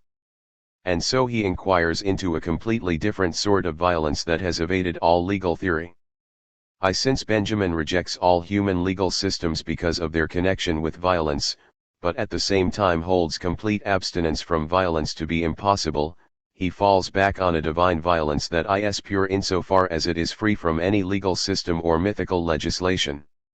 According to Benjamin, divine violence is pure because it ruptures the tie that binds law to violence and interrupts any involvement in the legal system. Thus, it is disruptive. It does not establish relationships of power and domination. Mythical violence, in contrast, generates a guilt-based legal situation that turns the vanquished into the guilty. Guilt comes into existence when violence prevails. Thus Niobe is kept alive as an eternally mute bearer of guilt. Her perpetuated suffering confirms the dominant mythical violence. Divine violence expiates because it itself ruptures the context of guilt. Since it is free of power and domination, it is not direct governing, or administrative, that is, it is not executive. Thus, Benjamin refers to it as sovereign violence. Law-preserving violence is also called administrative violence. As sovereign violence, divine violence would be a violence that evades all administration, all executives and executions, all economy, all calculation, and every technique. The Niobe myth is contrasted with God's judgment on the company of Korah. It strikes privileged Levites, strikes them without warning, without threat, and does not stop short of annihilation. God in annihilating it also expiates, and a deep connection between the lack of bloodshed and the expiatory character of this violence is unmistakable. Mythical violence is lawmaking. Moreover, it inculpates and demands atonement at once. Divine violence, on the other hand, is law-destroying and expiating. This diametrical opposition is problematic. The Niobe myth is undoubtedly about power and lawmaking. The victory of the goddess Leto ratifies her sole right, her privilege, to be honored by humans. It codifies the difference between humans and gods. Her bloody violence is lawmaking and border-defining. Gut divine violence does not differ fundamentally from this mythical violence. Korah revolts against Moses. God's annihilation of his tribe ratifies Moses' rule. Moses references it as justification for his rule. He interprets it as a sign that he is chosen, and that he is particularly close to God. The one concrete example given to exemplify pure divine violence is not actually pure. Like mythical violence, it is contaminated by domination and power. Divine violence is ultimately nothing more than an imaginary authority that can be called on by any ruling power to legitimate itself. Every retroactive interpretation and construction of meaning implicates it in mythical violence. Benjamin lists other points of difference, like also don't quite add up. Mythical violence is bloody. It is bloody power over mere life. Divine violence, in contrast, is lethal without spilling blood. According to Benjamin, blood symbolizes life that clings to possession and power. Divine violence may be annihilating, but only relatively, with regard to goods, right, life, and such like, never absolutely, with regard to the soul of the living. The soul is a pure sphere that is divested of legal, power, and possessive relationships, that is, of mere life. As an impure means, the rule of law is restricted to blood, to mere life, for with mere life the rule of law over the living ceases. God even in its perfected and purest form, educative power, stands outside the law and which Benjamin characterizes as pure violence, does not leave the soul undisturbed. There is simply no education that is free of dispositives, which are adjacent to myths. This pure form of violence is imaginary, a form that myth bastardized with law. Benjamin falls into the logic of bastardization, which cannot sustain deconstruction. If there were such a thing as pure violence, it couldn't appear. Visibility would make it subject to interpretation, which acts on myths and makes them impure. Following Benjamin's path, Agamben considers law only in light of violence. This leads him to demonize it, withdrawing like Benjamin into the messianic realm of longing where humanity will play with law just as children play with be according to his theory, the fundatus used objects. Mental proximity of law and violence manifests in the state of exception in which valid law is abdicated, while the basis of its valid tie, that is, the legislating violence of sovereignty, announces itself. The sovereign who presides over the state of exception is a threshold of undecidability at vic factum and Jews fade into each other. Regulation is always accomplished as spatialization and localization. Sheer violence alone is not capable of forming spaces or creating locations. It lacks the space-building force of mediation. Thus it cannot produce a legal space. Only power, not violence, is capable of space building. Agamben differentiates between power and violence. Violence must become power in order to establish a space. Otherwise it fizzles at the moment of its action. Violence meets with a no in the form of a negation. Power, in contrast, develops along a yes. The greater the popular approval of the ruler, the greater is the ruler's power. The smaller the difference between the ruler's will and that of the subjects, the more stable is the ruler's power. A truly divine sovereign whose word was law would also be capable of calling forth a unified will. The sovereign's will would immediately become everyone's will. No violence would be required for lawmaking. Such a sovereign would not meet with opposing wills because they themselves would first generate that will. Their effect would therefore be neither disruptive nor destructive but rather purely creative. Bare violence is not capable of making law. It is ineffectual in the face of an absolute no. Even forcible subjugation contains is. It is always possible to counter violence with a fearless no. An absolute no negates the relationship of power, that is, subjugation. The law attains stability only by dint of an and yes. Roman dictators who were given full authority for a limited period during crises, for example to wage war, held referendums on laws to ensure the support of the people even though they were not obliged to do so, thus accumulating true power. Politics attends to the ruling of the state, polis, which, according to Aristotle, while it comes into existence for the sake of life, it exists for the good life leusnel. Law and justice are essential to politics. They have a mediating effect and ensure successful coexistence, maximizing the common good.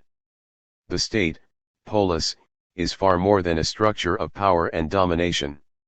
It is not a weakness but rather the strength of Aristotle's polis that it is not based on domination. The goal of the pous is self-sufficiency, autarkia. People come together to form a community because alone they suffer deficiencies. A political community arises from a sense of deficiency and not from a will to power and domination. People resolve to live with others to overcome the feeling of deficiency. Politics developed for the sake of life and survival, but it's only the concern for the good life that makes it what it truly is. Politics is mediation. It must mediate the legal system, and even justice itself. That is why Aristotle attached such importance to friendship. It is more mediating than law and justice. Thus Aristotle comments that good lawmakers should be more concerned with protecting friendship than with justice. Above all, friendship moderates social coexistence more efficiently, and, most important, with less violence, than the legal system. That is why the ideal zoon politikon must be a friend, and if men are friends, there is no need of justice between them, whereas merely to be just is not enough. A feeling of friendship also is necessary. Negotiation is political in the emphatic sense, making use of extra-legal forces of mediation and compromise. The politics of friendship prevents crisis situations that would require legal arbitration from occurring in the first place. Aristotle elevates friendship to the greatest of blessings, for it is a symbol of the political in general, since the state. Friendliness is an element of partnership. Aristotle places friendship on a very fundamental, existential plane. Thus, friendship is the foundation of the state, the condition for its existence, for friendship is nothing less than the motive of social life.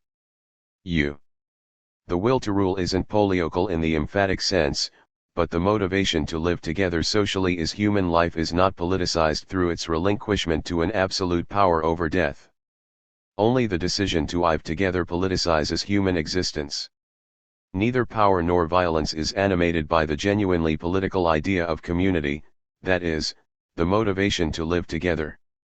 Power does assume a community, but it is ultimately a phenomenon of the self, that is, ipsocentric. Togetherness is not its intention. Agamben allows law and violence to collapse into each other completely. He even claims that politics has been contaminated by law. Furthermore, he has recourse to Hobbes, arguing, all representations of the originary political act as a contract or convention marking the passage from nature to the state in a discrete and definite way must be left wholly behind. Agamben arrives at this claim through a distorted reading of Hobbes. Hobbes himself thinks of the political with the contract as starting point.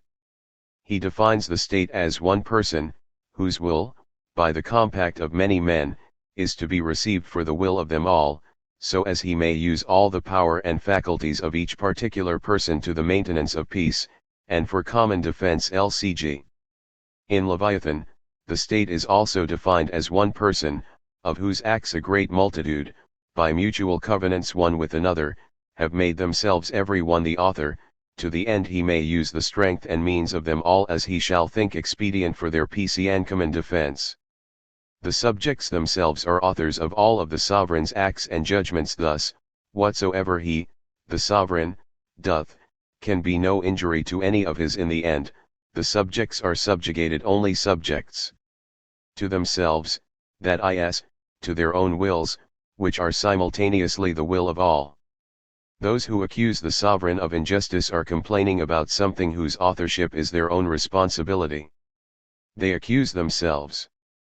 The subjects as citizens see themselves reflected in the sovereign and encounter themselves in each of his acts. This complex structure of mediation oriented toward the common benefit is genuinely political. The Commonwealth owes its existence to the political motivation to live together. Hobbes does not refer to the sovereign's violence, whose purpose it is to defend a legal system, as violence but rather as common power. Political power originates with this common action according to a shared will. Violence is not political. It does not produce the legitimacy that paves the way for legality and positive norms. Polyvocal or common will is legitimizing. This common is what distinguishes power from violence. It defies Agamben's negativity-based model. Problematically, Agamben consistently refers to sovereign power as violenza. In doing so he erases the eminently important semantic difference between common power and violence. He reduces power to malignity and aligns it with violence. He also maligns the police. They are perhaps the place where the proximity and the almost constitutive exchange between violence and right is exposed. Agamben collapses the police into the position of the sovereign, which can make no distinctions between the civilian population and soldiers, as well as between the people and their criminal sovereign, thereby returning to the most archaic conditions of belligerence. In Agamben's eyes, the exercise of jus belli during the Gulf War took on the guise of a police operation, not obliged to respect any juridical rule. Consequent on his demonization of the law, which he completely collapses into violence, there isn't much room for political philosophy in Agamben. Pure politics is a pole tcs of communicative emptiness, which alone must signal the factum loquent, the unaltoid experience of language itself. Communicative emptiness manifests communicativity itself, communicability within the realm of communication. Agamben links factum loquenti with factum pluralitatis, the fact that humans form communities, gut because what human beings have to communicate to each other is ABC. All a pure communicability politics then arises as the communicative emptiness. The society in which Benjamin and Schmidt lived was a society of negativity, shaped by world wars and the immunological paradigm of friend and enemy. Agamben, in contrast, lives in a post-immunological society, one that has left both the society of sovereignty and the disciplinary society behind.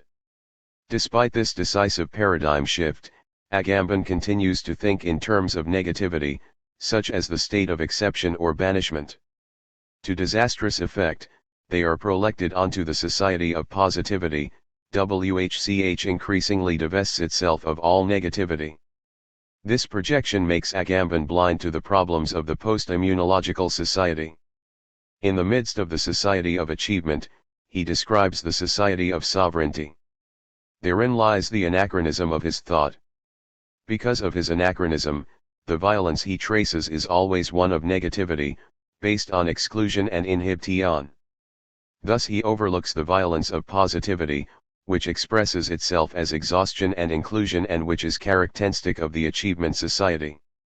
Because he attends exclusively to the secularized forms of the now archaic-seeming forms of negativity, the extreme phenomena of positivity elude him. Contemporary violence is based more on the conformity of consensus than on the antagonism of dissent. Thus one could invert Habermas's phrase and speak of the violence of consensus. The crisis of contemporary society is not, as Agamben claims, that the state of exception has become normalcy, boundlessly expand the sphere of sovereignty to the point that there is no longer any difference between law and violence. Rather, the crisis is that no state of exception is possible anymore because everything is absorbed by the immanence of the same. The hell of the same produces particular forms of violence beyond the violence of negativity. Today, politics itself is positivizing itself into work without any possibility of sovereign action. It is positive work in that it never calls into question the forces and compulsions it is subject to, nor can raise itself above them. The positivity of work perpetuates the normal state. Politics as work lacks any transcendental horizon beyond which the merely possible could point. Politics is immobilized in the immanent space of capital, which meanwhile has absorbed all transcendence and everything exterior to it. Because of the positivisation of politics, political parties and ideologies are also increasingly losing meaning. Political emptiness is filled with the spectacle of media theatrics.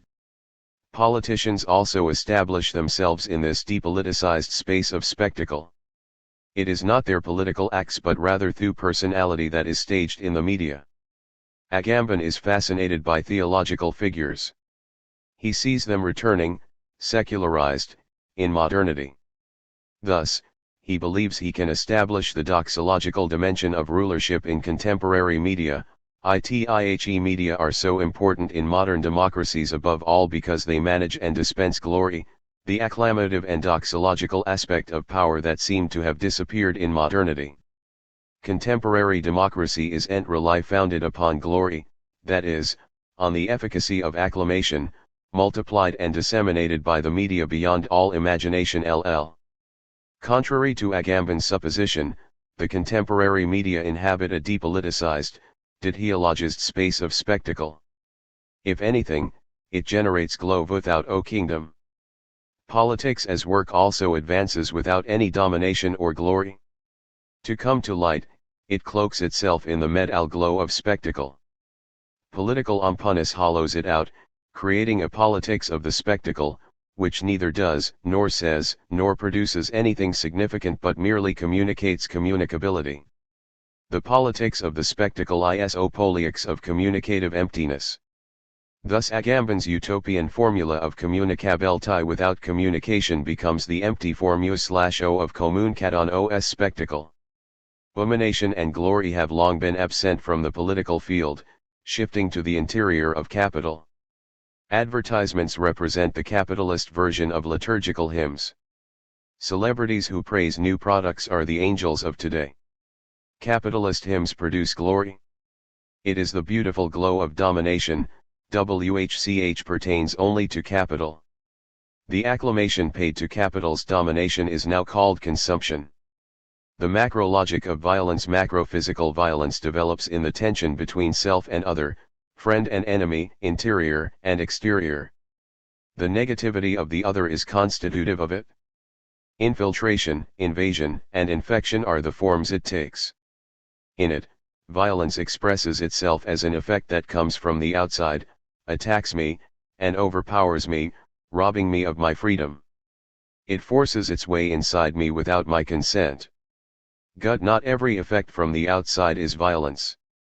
When I consent to it and incorporate it into my practices, building a relationship to it, it is no longer violence.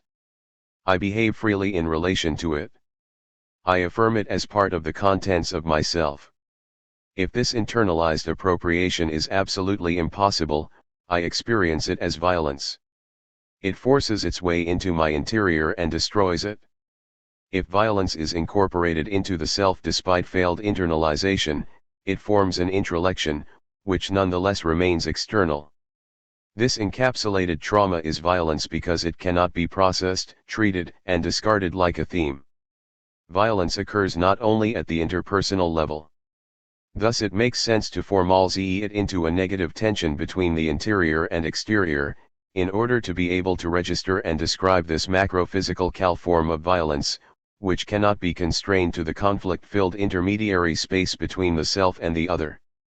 At that point the violence can be described as an event that prevails but cannot be internalized. It exposes the interior to an exterior that defies the interior structure of order and meaning. It expresses itself as the de-internalization of the interior by the exterior. The exterior represents both a *rent system of order and meaning and the forces that work against order as such. If the interior does not manage to establish continuity in relation to the exterior and to internalize it, the invasion of the exterior breaks it. Violence is the rift that does not allow for mediation or conciliation. While power forms a continuum of hierarchical relationships, violence causes rifts and ruptures. The constant structural characteristic of violence is the hiatus, which differs from the hierarchy that is constitutive of power.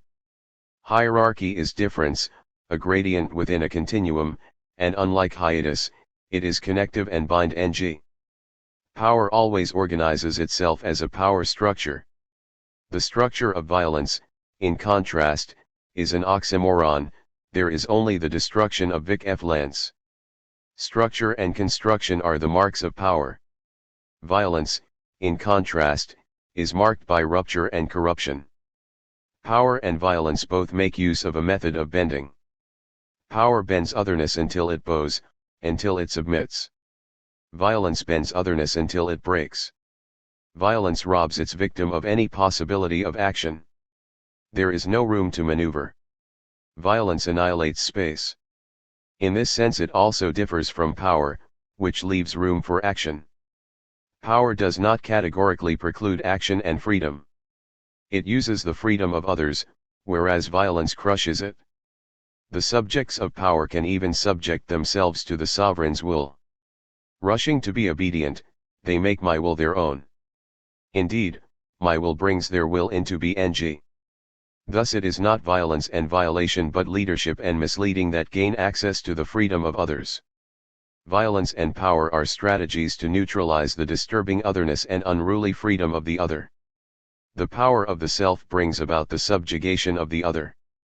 The other gives up its otherness, which is disturbing and threatening to the self. Power enables the self to extend itself into the other.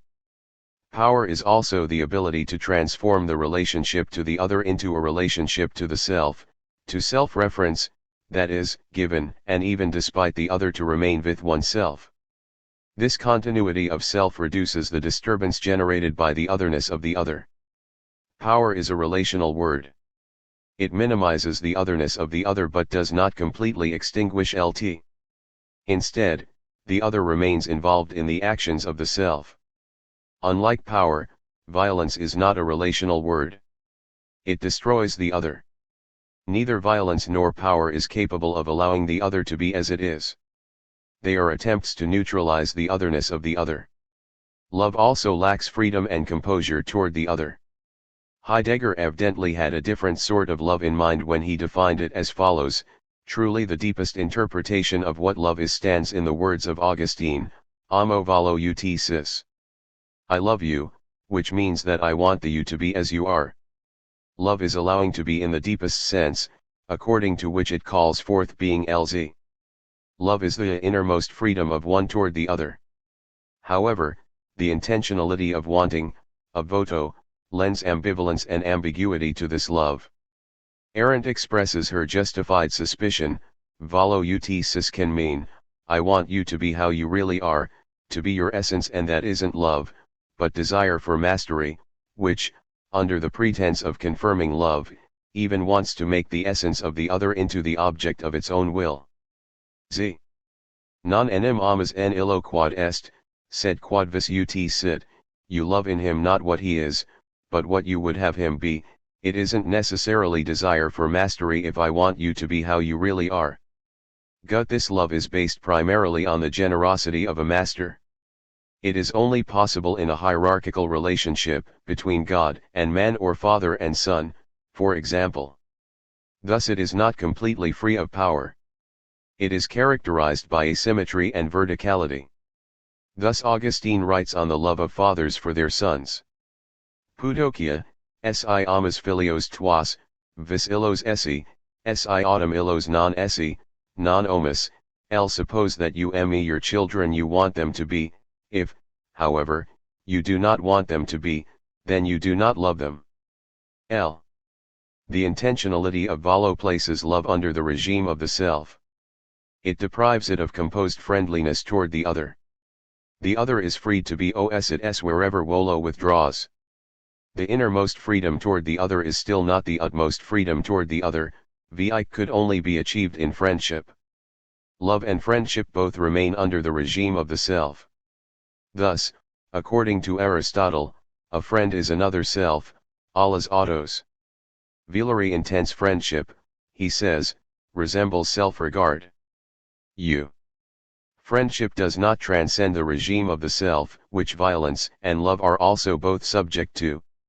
Achilles says to Penthesilea, true, by the power of love I am your slave, and I shall wear these bonds forevermore, gy luck of arms, though, you belong to me, for it was you, my precious friend, who sank at my feet when we fought, not I at yours. LZ. Power is a medium for action. It functions like a lock on a canal, influencing or accelerating the action. It accelerates action because those subject to power immediately take on and carry out the decisions of the power holder. Violence, on the other hand, is not a medium for action. It can be used as an instrument to achieve a certain goal in a very direct fashion, but primarily its goal is not to steer or influence action. Since power is a medium for action, it can be applied constructively. Violence, by contrast, is inherently destructive. It is only productive or generative when it is exummed with the intention of converting it into power, of establishing power. In this case violence and power are related to each other as means and end. Violence carried out against the being of the other as such, however, pursues no worldly end. It exhausts itself in the act of destruction. Absolutely destructive power, on the other hand, is a contradiction. Power always possesses a constructive core. Power works. It organizes and develops its area of influence by producing norms, structures, and institutions, inscribing itself within a symbolic order. Unlike power, violence does not work. Organization and management are not its traits. Thus it is destructui. Nietzsche recognized the particular intentionality of power when he differentiated it from violence, the feeling of power first conquering, then ruling, organizing. It regulates that which has been overcome for the benefit of its own preservation, and therewith preserves that which has been overcome itself. In power is not primarily destructive. Rather, it is organizing. To organize is to connect and to mediate. It confines the subject of power to a space organized in accordance with power, which stabilizes the rulership and makes it enduring. Massive resistance to the ruler arises from insufficient power. Violence is implemented because of lack of power. Exercising violence is the desperate attempt to convert powerlessness into power. A truly powerful ruler is not powerful through the incessant threat of violence. Power can of course be enforced with violence, but this sort of power is fragile. It is easily torn asunder, owing, in fact, to the rifts caused by violence. It is erroneous to assume that power is based on violence. Violence has a different intentionality than power. It is possible to conceive of a violent event that isn't a power event. Killing motivated by hate is different from violence that exhausts self in extinguishing the being of the other. It does not want to dominate the other. If violence is viewed only in light of power, its essence is not recognizable. And if power is viewed only in light of violence, the particular intentionality of power is not visible. Power is a relationship that connects the self and the other. Power functions symbolically, relating and consolidating, symbatan. But power can also take on diabolic forms. Diabolic power expresses itself repressively, destructively, divisively, and exclusively.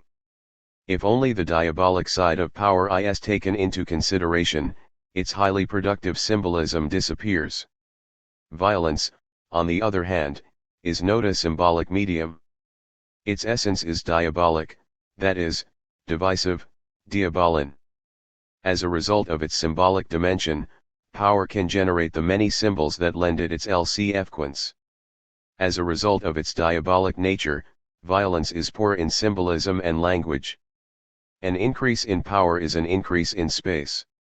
Victory in war leads to acquisition of territory. An empire is a realm of empowerment. It is as large as its power will reach. The acquisition of space takes place not only on the territorial but also on the personal level. The ruler is continued in the subjects and therefore grows in proportion to them. The ruler's astral body is as large as the reach of their power. It is coextensive with the space over which the ruler rules, that is, which is occupied by the ruler's self. This topology of power explains why a ruler's total loss of power is experienced as a total loss of territory. The body of the ruler, which was as large as the ruler's sphere of power, shrinks to the size of the ruler's tiny mortal body when power is lost. Unlike space shaping, spatializing power, violence destroys space and leaves emptiness in its wake. It is depleting and internalizing. Power, in contrast, expresses itself as internalization and concentration. Spaces of power are spaces of language. They are saturated with symbols, signs, and meanings. To destroy a space or body of power, it must be divested of its language. Thus, in Hartmann von Aue's-Erich, the imprisoned knight Kadok, who embodies the courtly system of power and domination, is stripped and skinned by a giant. Power is a principle of formation, while violence destroys forms. Power achieves a certain order by establishing differences and borders. Violence, in contrast, dissolves borders. Power establishes measure. Violence opposes measured power. It is measureless. Things that are won't exceed measure. Violence is always aimed at the bearer of interiority. The shattering of a stone isn't violence. Only people or communities or systems have interiority. For them, ipsocentric striving toward the self is inherent in self-settlement. As a destructive intrusion from the outside, violence is de-internalizing. It unsettles the settled self. That's why it sets people on edge. Settlement always implies the possibility of being unsettled. Unlike violence, power is not unsettling, because it settles things. Continuity, interiority, and settlement determine the workings of power. Discontinuity, de-internalizing, and unsettling are the constant structural markers of violence. Goth macrophysical violence and power are phenomena of negativity.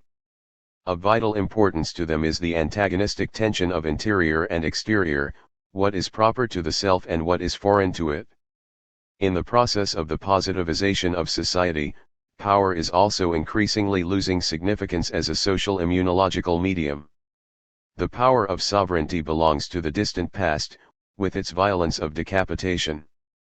Today, political as well as economic organizations are dismantling hierarchical structures. Power is no longer a key medium of politics.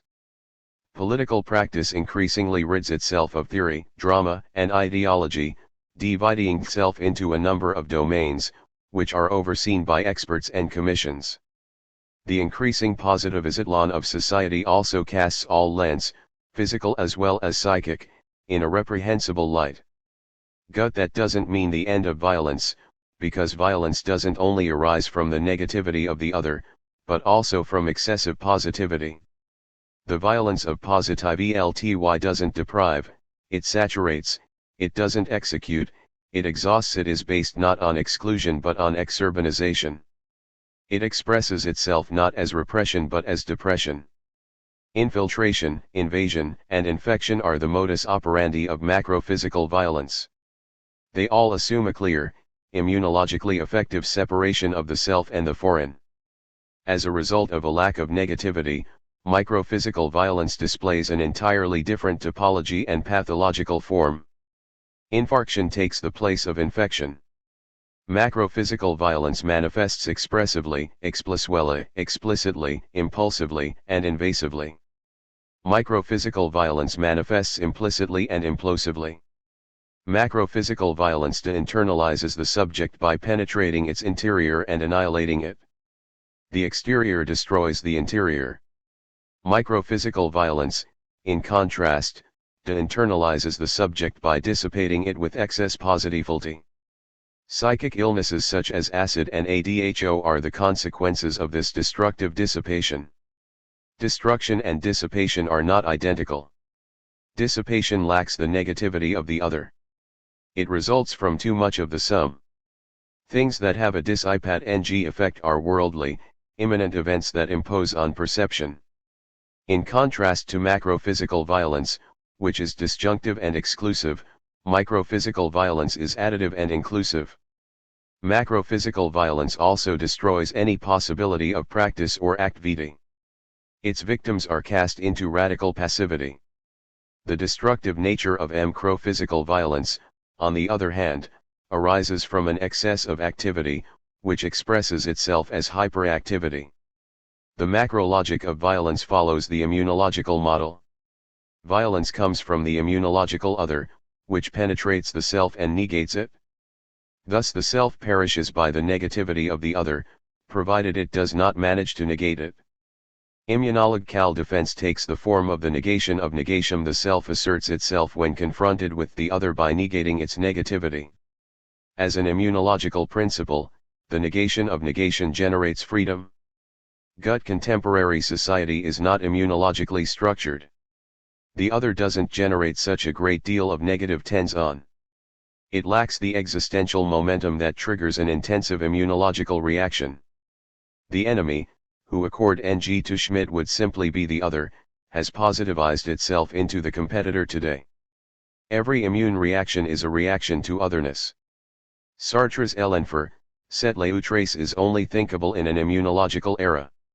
Today, otherness is increasingly giving way to consumable difference, which does not provoke an immune reaction. It lacks the barbs of foreignness, which would elicit an intensive immune defense. The foreign has also positivized itself to the exotic other, which, unlike the immunological other, does not cause an immune reaction. Unlike the macrologic of violence, its micrologic is not based on the immunological model. The micrologic of violence is the logic of the sum. The general promiscuity of contemporary society and the lack of an immunological other are mutually dependent. Promiscuous means mixed. Promiscuity requires a lack of immune reaction to the other. The hybridity that generally characterizes attitudes toward life today is diametrically opposed to immunity. Immunological hyperesthesia does not permit hybridity. Globalization forces the immunological threshold to be lowered because a strong immunological reaction to the other blocks globalization, which is a process, or rather an excess, of disinhibition and the dissolution of boundaries. The violence of positivity develops in the negativity-less space of the same. The lack of negativity leads to a proliferation of the positui, which does not meet with immunological resistance because of its imminence. It is a terror of the sum. Systematic violence. The situation in which an act of violence occurs often arises from the system and the systematic structure in which it is embedded. Thus, manifest, expressive forms of violence can be traced back to these implicit structures, which establish and stabilize a system of domination but which withdraw from visibility.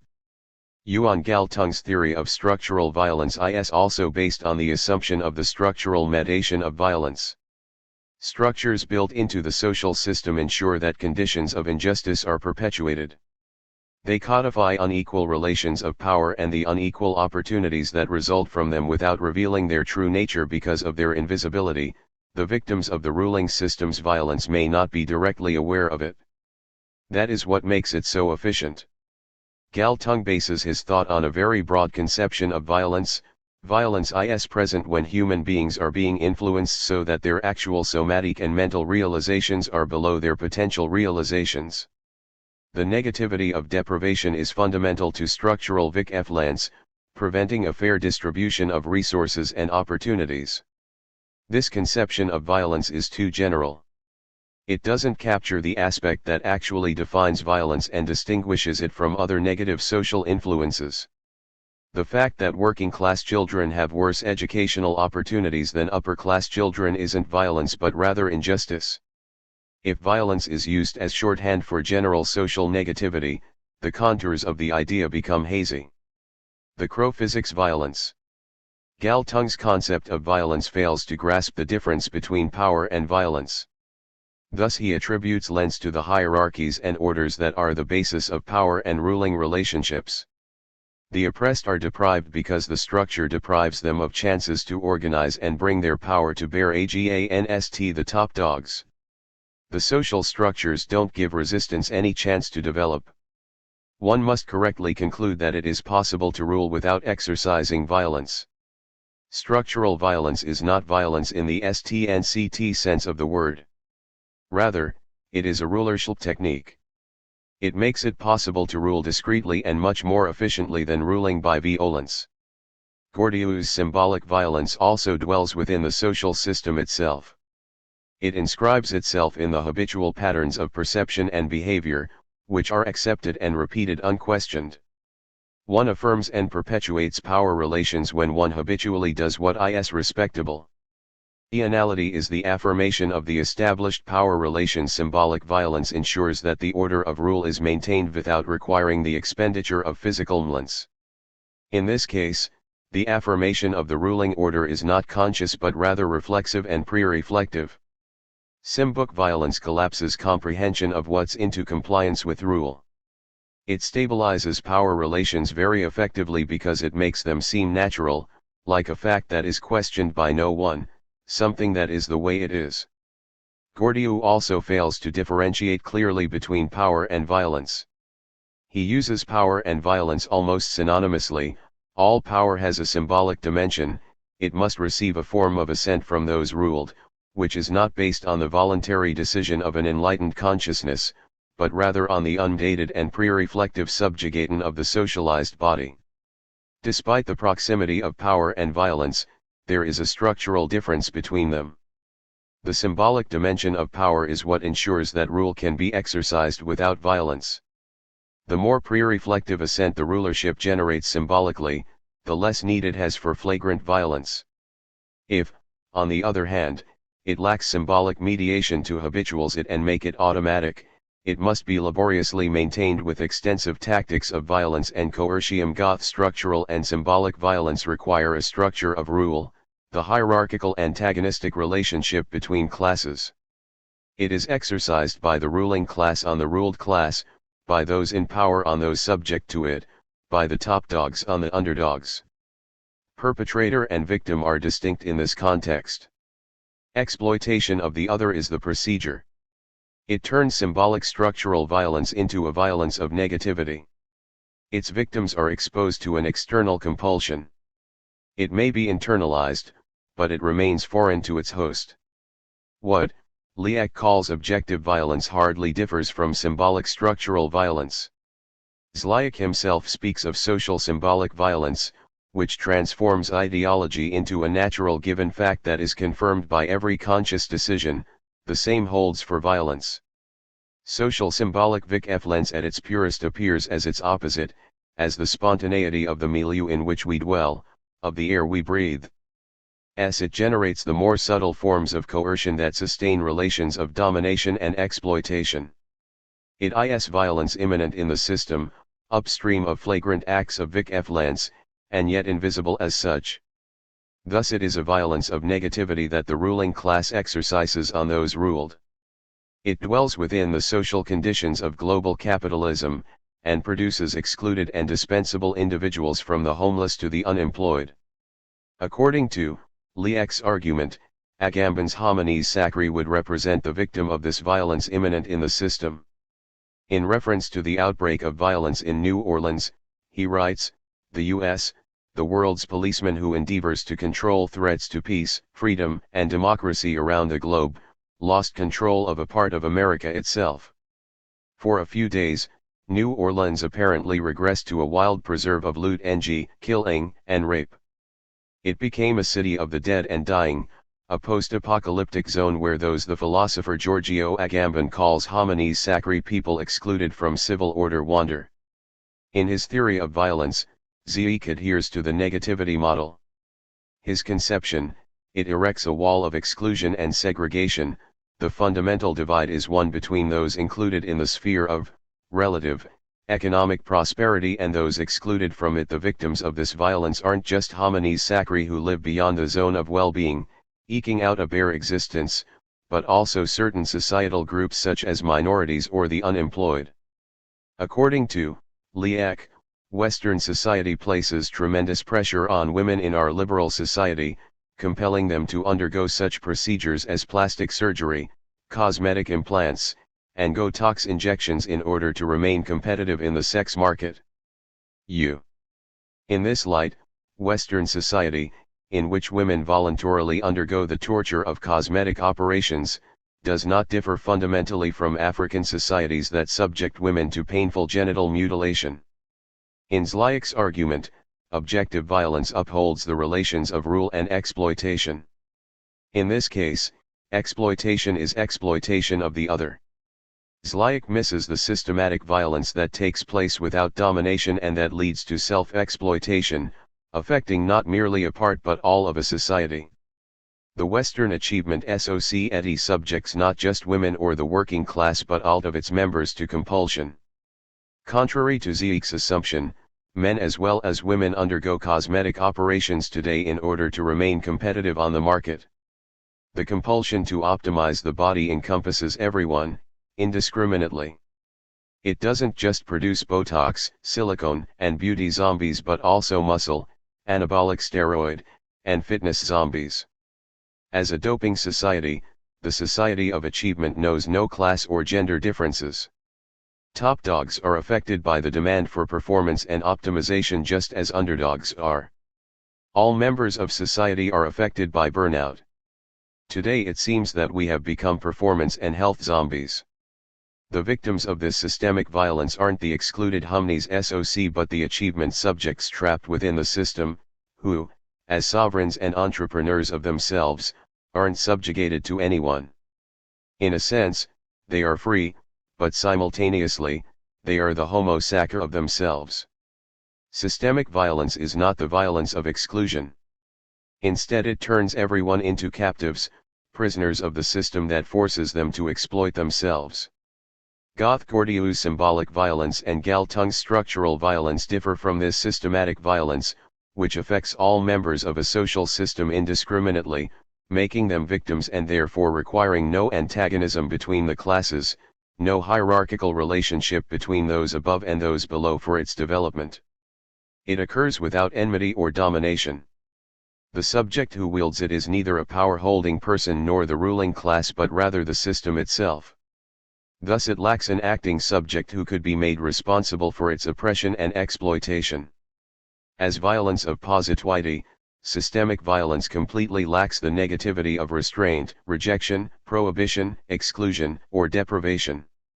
It manifests as immoderation and amassment, as excess, exurbamation, and exhaustion, as overproduction, overaccumulation, overcommunication, and excess information. Because of its positivity, it is not perceived as violence.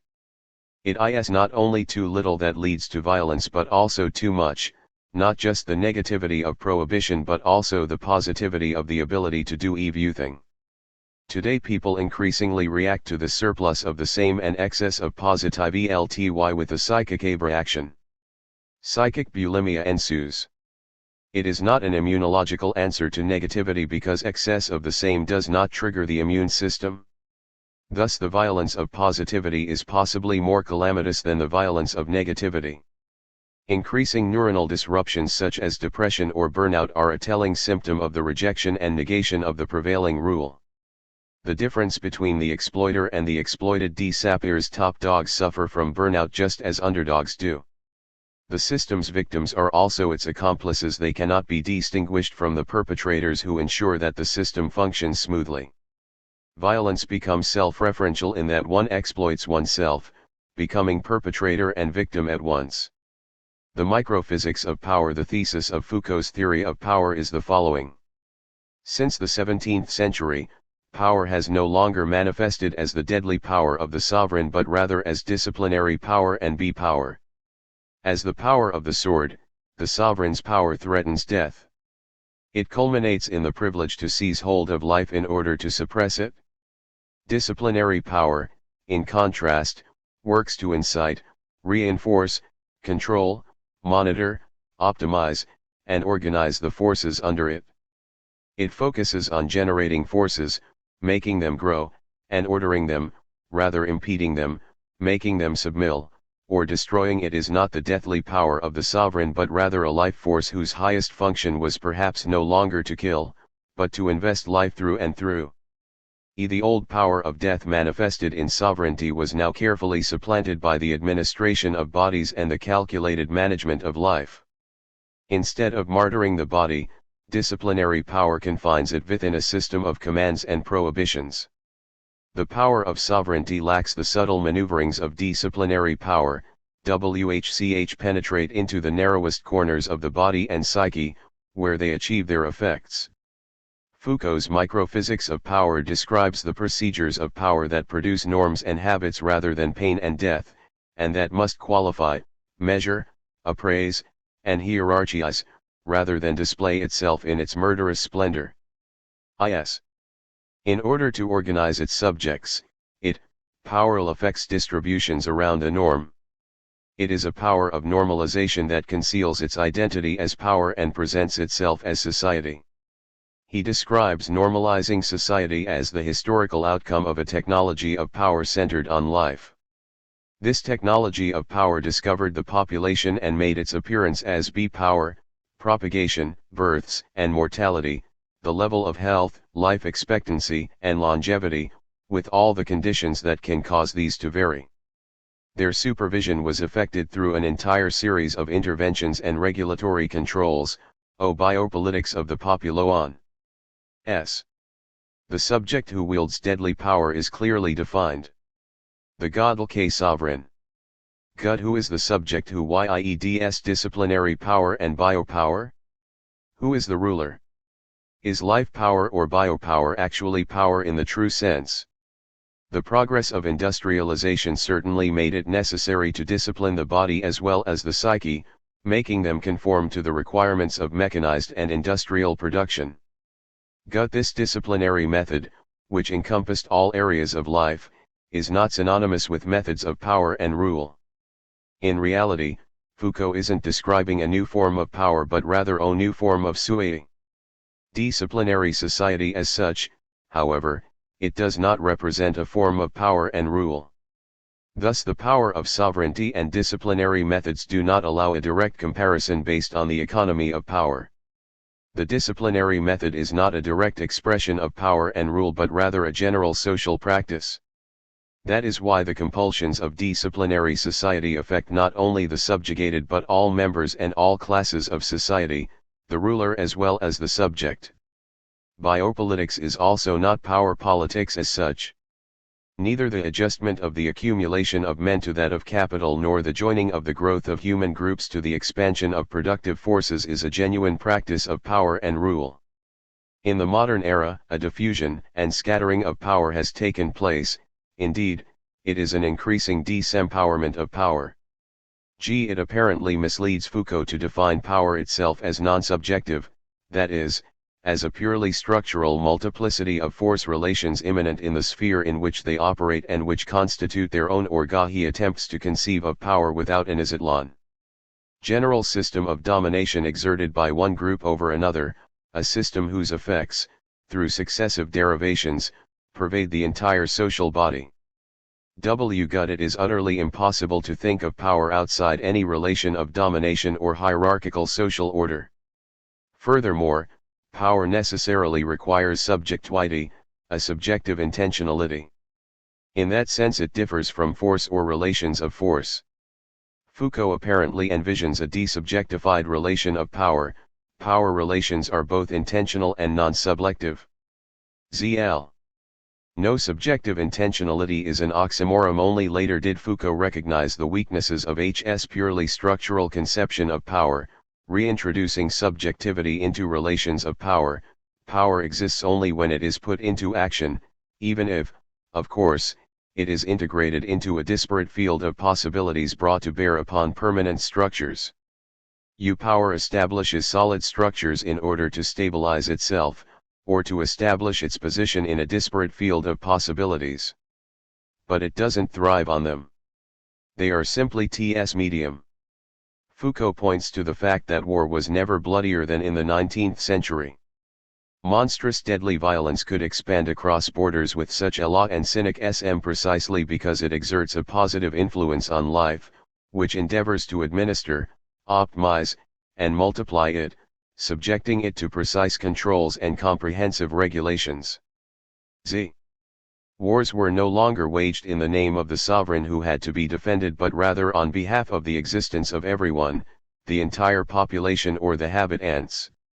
It is as managers of life and survival, of bodies and the race, that so many regimes have been able to wage so many wars, causing so many men to be killed. The principle underlying the tactics of battle that one has to be capable of killing in order to go on living has become the principle that defines the strategy of states. The existence in question is no longer the juridical existence of sovereignty, at stake is the biological existence of a population. Wars waged in the name of a nation or a people or even on behalf of the existence of everyone unleash more deadly violence than all the wars waged in the name of a sovereign. This deadly violence directed toward other nations is not inherent in that positive influence on life whose telos is to invest life through and through.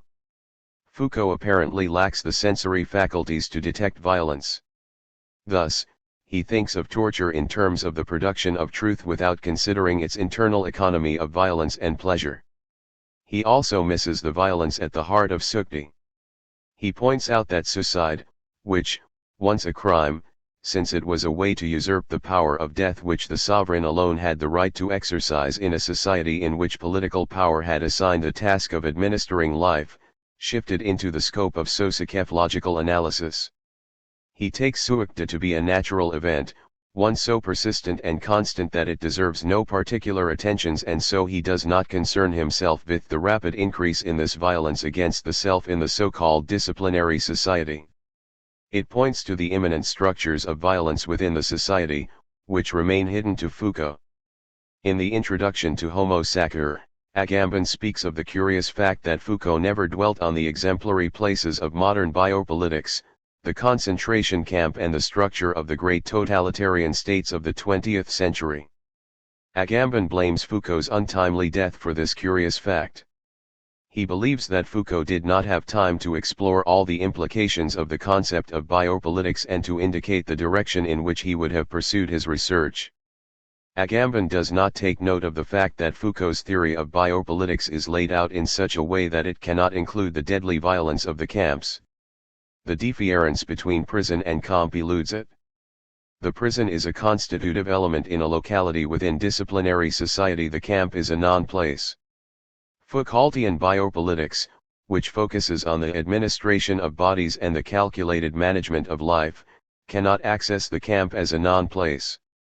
The deadly violence of the camp stands in opposition to the biopolitical economy, which aims to invest life through and through.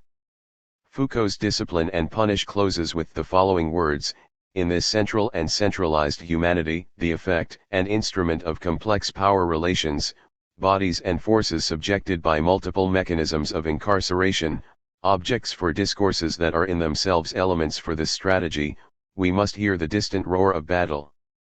And Foucault's disciplinary society of prisons, hospitals, jails, barracks, and factories no longer reflects contemporary society. A society of glass office towers, shopping malls, fitness centers, yoga studios, and beauty clinics long ago took its place. 21st century society is not a disciplinary society but rather a society of achievement. The high walls of the disciplinary society now seem archaic. They belong to a society of negativity, which was governed by commands and prohibitions. The obedience subject is subordinated to a ruling authority, WHCH exploits it. Educt on, which is inherent in the power of sovereignty, according to Foucault, is exploitation of the other. Unlike the obedience subject, the achievement subject is free because it is dominated by no one. Its psychic constitution is not determined by should but by can. It must be its own master. Its existence is not governed by commands and prohibitions but rather by freedom and initiative. The imperative for performance transforms freedom into compulsion. Self-exploitation replaces exploitation of the other. The achievement subject exploits itself until it collapses completely. Here, violence and freedom coincide, making violence self-targeting. The exploiter is the exploited. The perpetrator is also the victim. Burnout is the pathological emanation of this paradoxical freedom. Thus the violence of positivity is more insidious than the violence of negativity because it masquerades as freedom. The distant roar of battle has not been silenced. However, it arises from an unusual battle, one without domination or enmity. One wages war against oneself and does violence to oneself. It no longer sounds from the disciplinary society's institutions of incarceration but rather from the psyche of the achievement subject. Paradoxically, this new prison is called freedom. It's like a labor camp where one is prisoner and warden at once.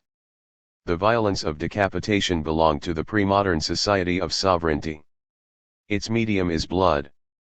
Modern disciplinary society continued to be a society of negativity. It was governed by disciplinary compulsion, social orthopedics.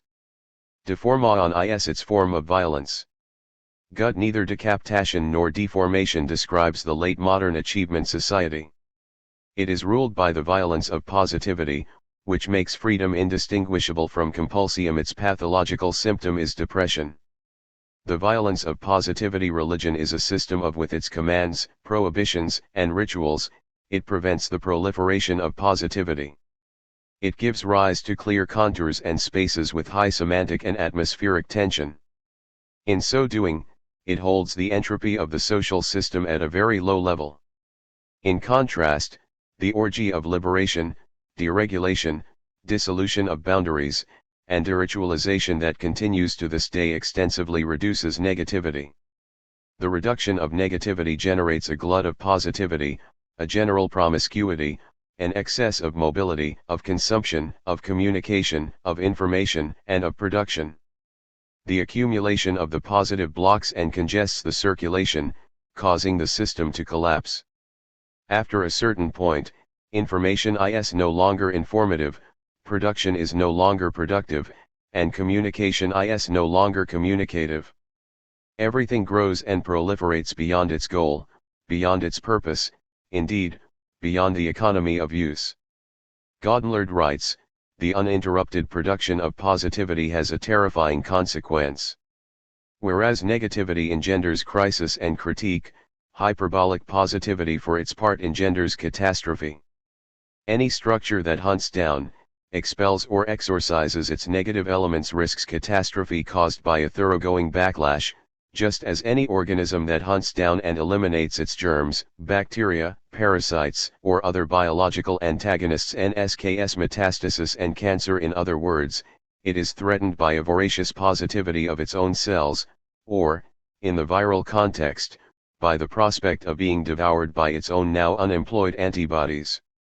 Anything that purges the accursed share in itself signs its own death warrant. This is the theorem of the accursed share. Z.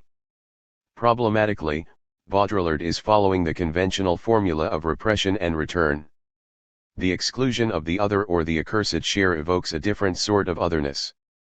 It is assumed that the aseptic space of positivity, from which the other's immuncaphlogically effective negativity has been eliminated, develops new forms of virility and pathology.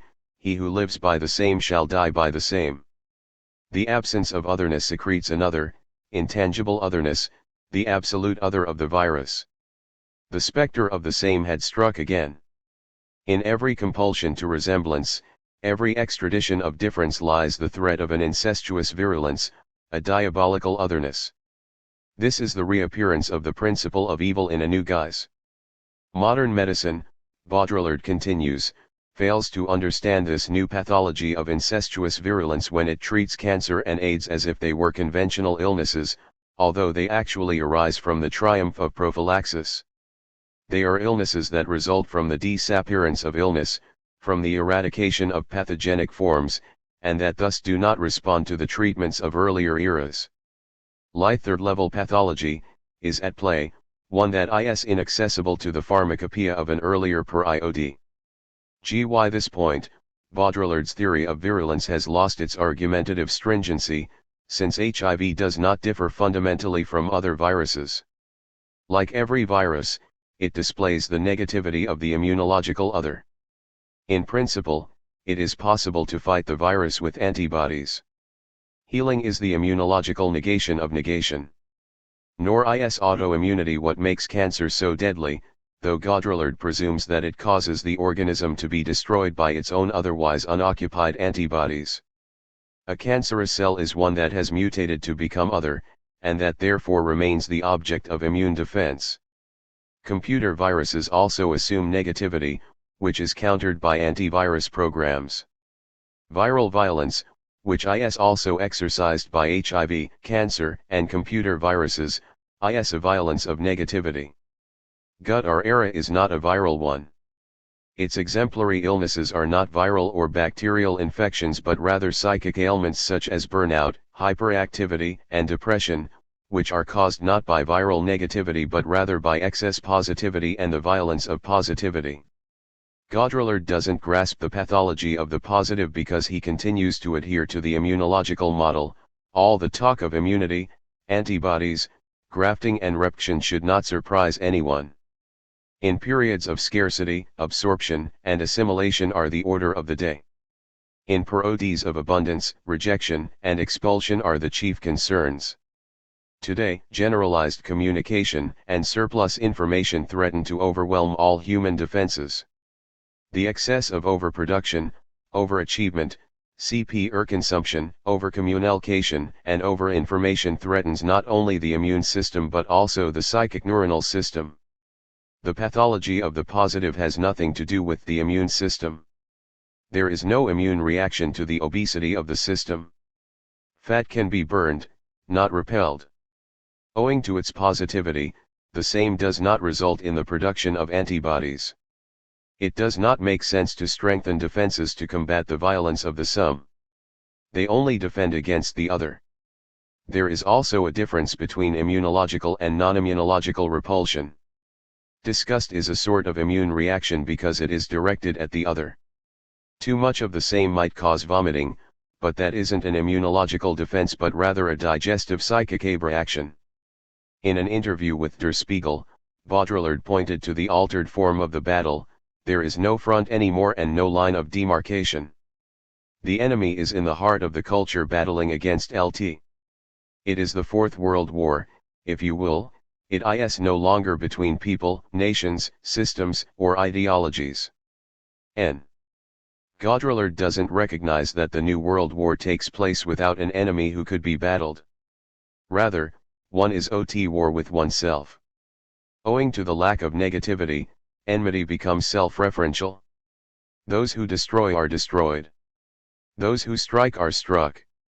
Those who triumph lose simultaneously. Since it purports to be peace, this war is neither visible nor public. It is a war that no one can win. This war without enmity wouldn't be ended by the victory of one party over the other but only by global collapse, global burnout. The entire system would overheat until it imploded. Implosive violence is at work here. It differs from explosive violence. Alec expands and conquers new territories as imperial violence or as the violence of classic warfare. Explosive violence creates pressure outward. Because of the lack of an exterior, implosive violence pushes inward. Inside, it generates destructive tensions and compulsions that cause the collapse of the entire system. Climate and environmental catastrophes also point to the overheating of the system. The achievement subject's burnout is a pathological precursor to the imminent implosion of the system. According to Baudrillard's genealogy of enmity, in the first stage the enemy is the wolf. It is an external enemy who attacks and against whom one defends oneself by building fortifications and erecting walls. In later stages of its genealogy, the enemy progressively loses its substance and visibility. It shrinks and conceals itself. In the second stage it appears as a rat, which operates underground, necessitating a new defense strategy. Walls and fences are useless against it. Only hygiene or techniques of cleanliness keep its danger at bay. After the third stage, the beetle, the enemy finally takes on viral form. Viruses are the fourth stage.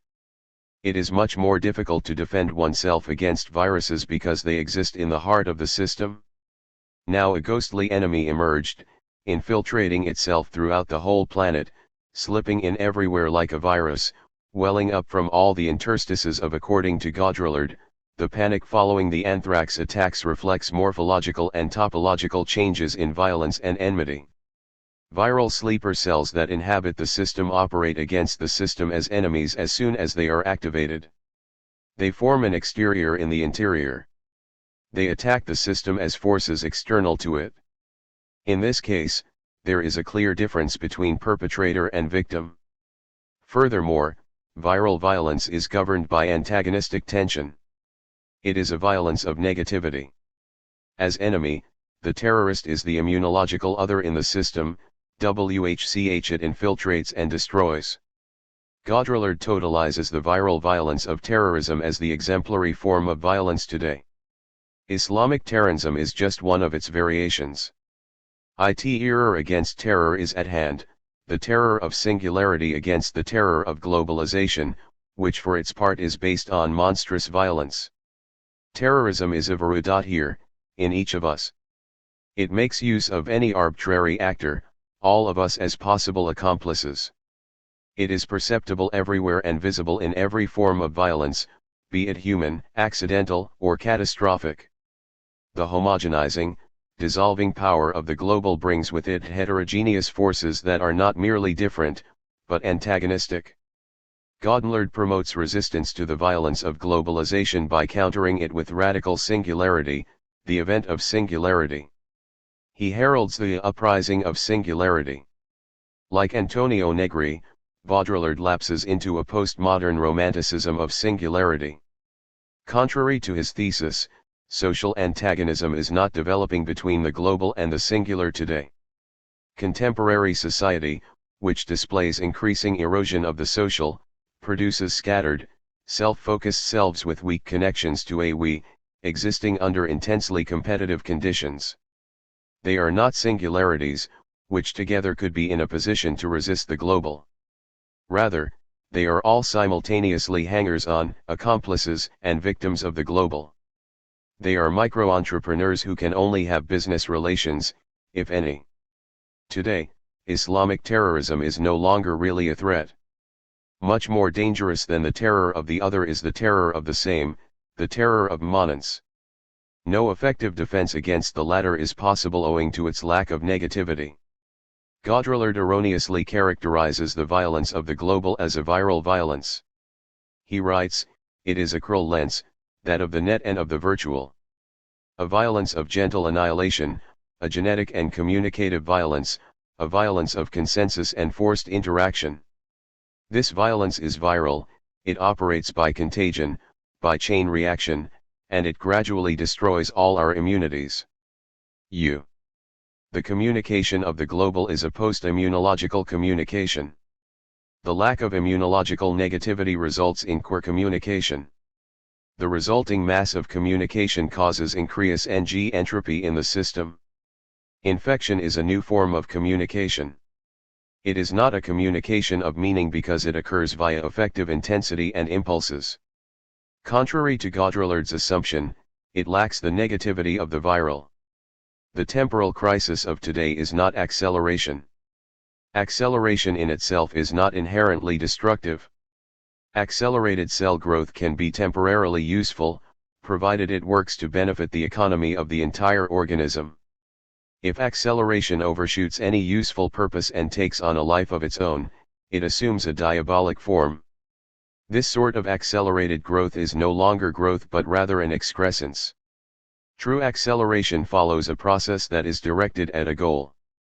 What is regarded as acceleration today is actually a rapid increase in entropy, which causes things to run riot and proliferate, generating a saturated, suffocating mass. Bacilli destroy their environment not perhaps because they intend to destroy it but because they degenerate into blind, excessive growth.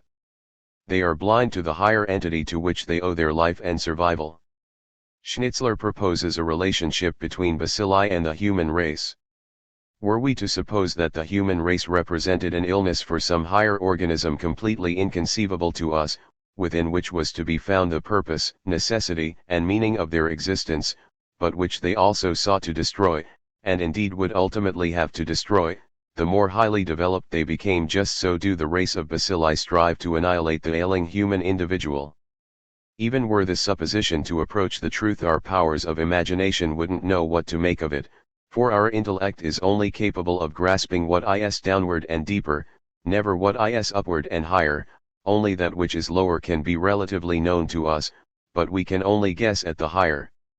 Thus, perhaps we can conceive of the history of humanity as its eternal struggle against the divine, which, despite its best resistance, gradually but necessarily is in light of the destructive annihilated by the human. Excess growth in many areas of life. Freud's death drive thesis gains plausibility underscore the forces that at first glance appeared to be progress and vitality, VIC represent the hyperactivity of the late modern achievement society, would then be destructive impulses arising from the death drive, ultimately leading to the deadly collapse of the entire system, that is, its burnout. The violence of transparency. The buzzword transparency dominates social discourse today. A comprehensive process is underway, a paradigm shift whose complexity and effects penetrate far beyond the problems of democracy, justice, and truth. The current compulsion for transparency points to a social configuration that dominated by excess and thereby progressively reduces negative Y.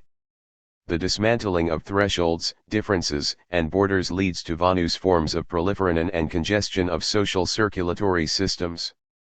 Thus the dictate for transparency cannot be separated from phenomena like hypercommunicarian, hyperinformarian, and hypervisibility.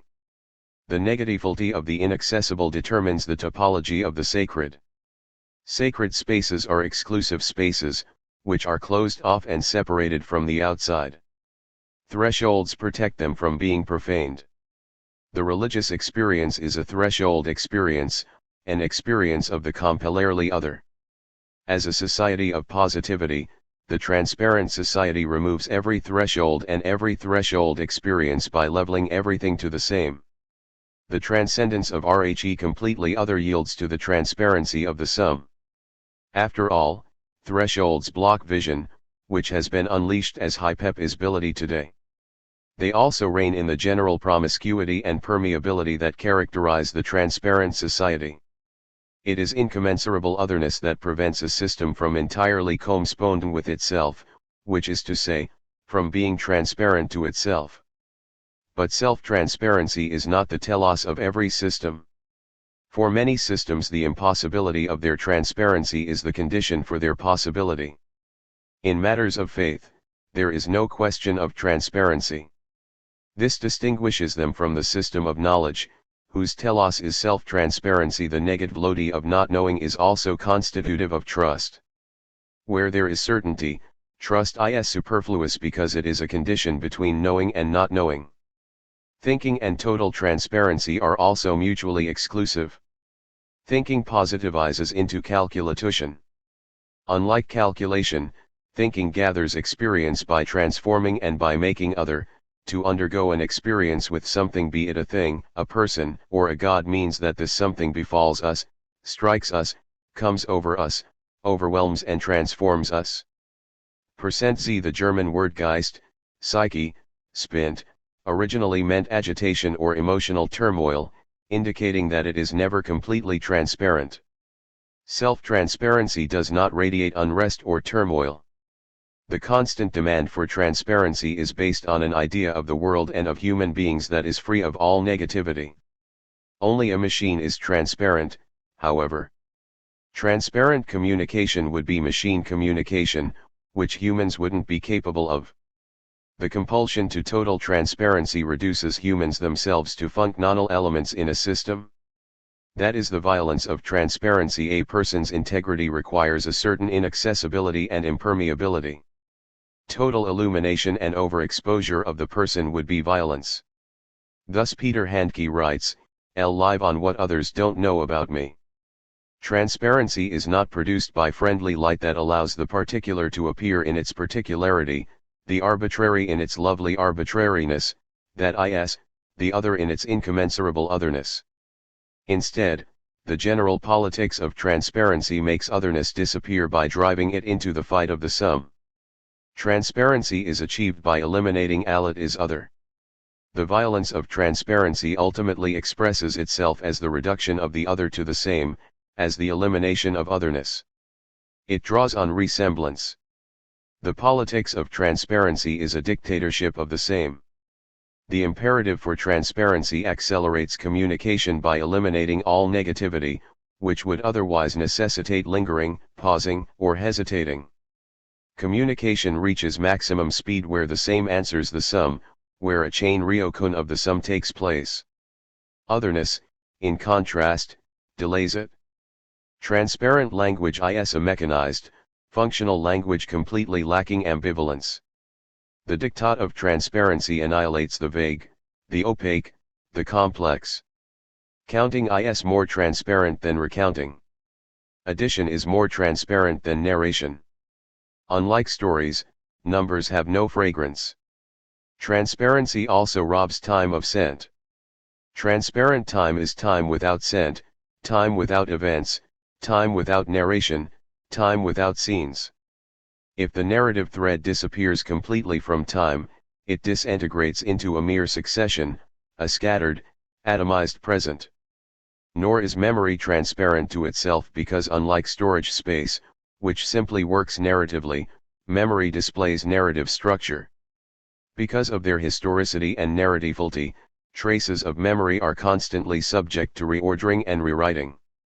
Data that are saved always remain the sum. Politics as such is strategic action. Spheres of secrecy are integral to it. They distinguish it from mere administration and management. WHCH would just be work. Political action is not work. Disclosing all intention also makes playing a game impossible, because that too is strategic action. Where strategy is impossible, there can only be statistics such as polls. According to Carl Schmitt, the postulate of openness finds its specific opponent in the idea that the arcana belong to every kind of politics, political technical secrets that in fact are just as necessary for absolutism as business and economic secrets are for an economic life that depends on private property and competition. Without a sphere of secrecy, politics degenerates into theatrocracy, which can't do without a stage and spectators. The 18th century staked much on self-confidence and the aristocratic concept of secrecy in a society that no longer has such courage. There can be no more arcana, no more hierarchy, no more secret diplomacy, in fact, no more politics. To every great politics belongs the arcanum. Everything will take place on stage, before an audience of Schmidt's politics of violence is a politics of secrecy. The more political an action is, the more secrecy it generates. Thus Schmidt calls on politics to have more courage to secrecy. Power or rulership and transparency are not compatible. Schmidt's idea of sovereignty requires absolute negativity. The sovereign decides on the state of exception.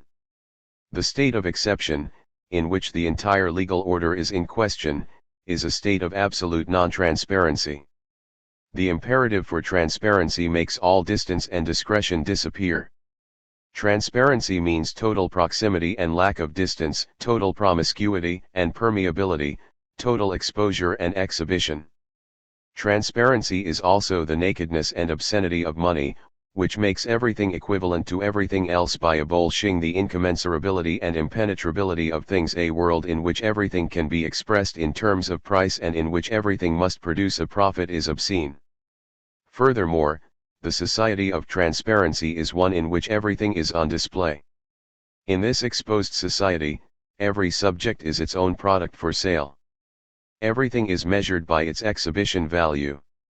Cult value, which consists not in being exposed but in being there, disappears completely. Exposed society is pornographic society. Everything is oriented outward, stripped, bare, unveiled, and denuded. The exposed countenance without any aura of looking you flattens into a mere face. The face is the commercialized form of the countenance.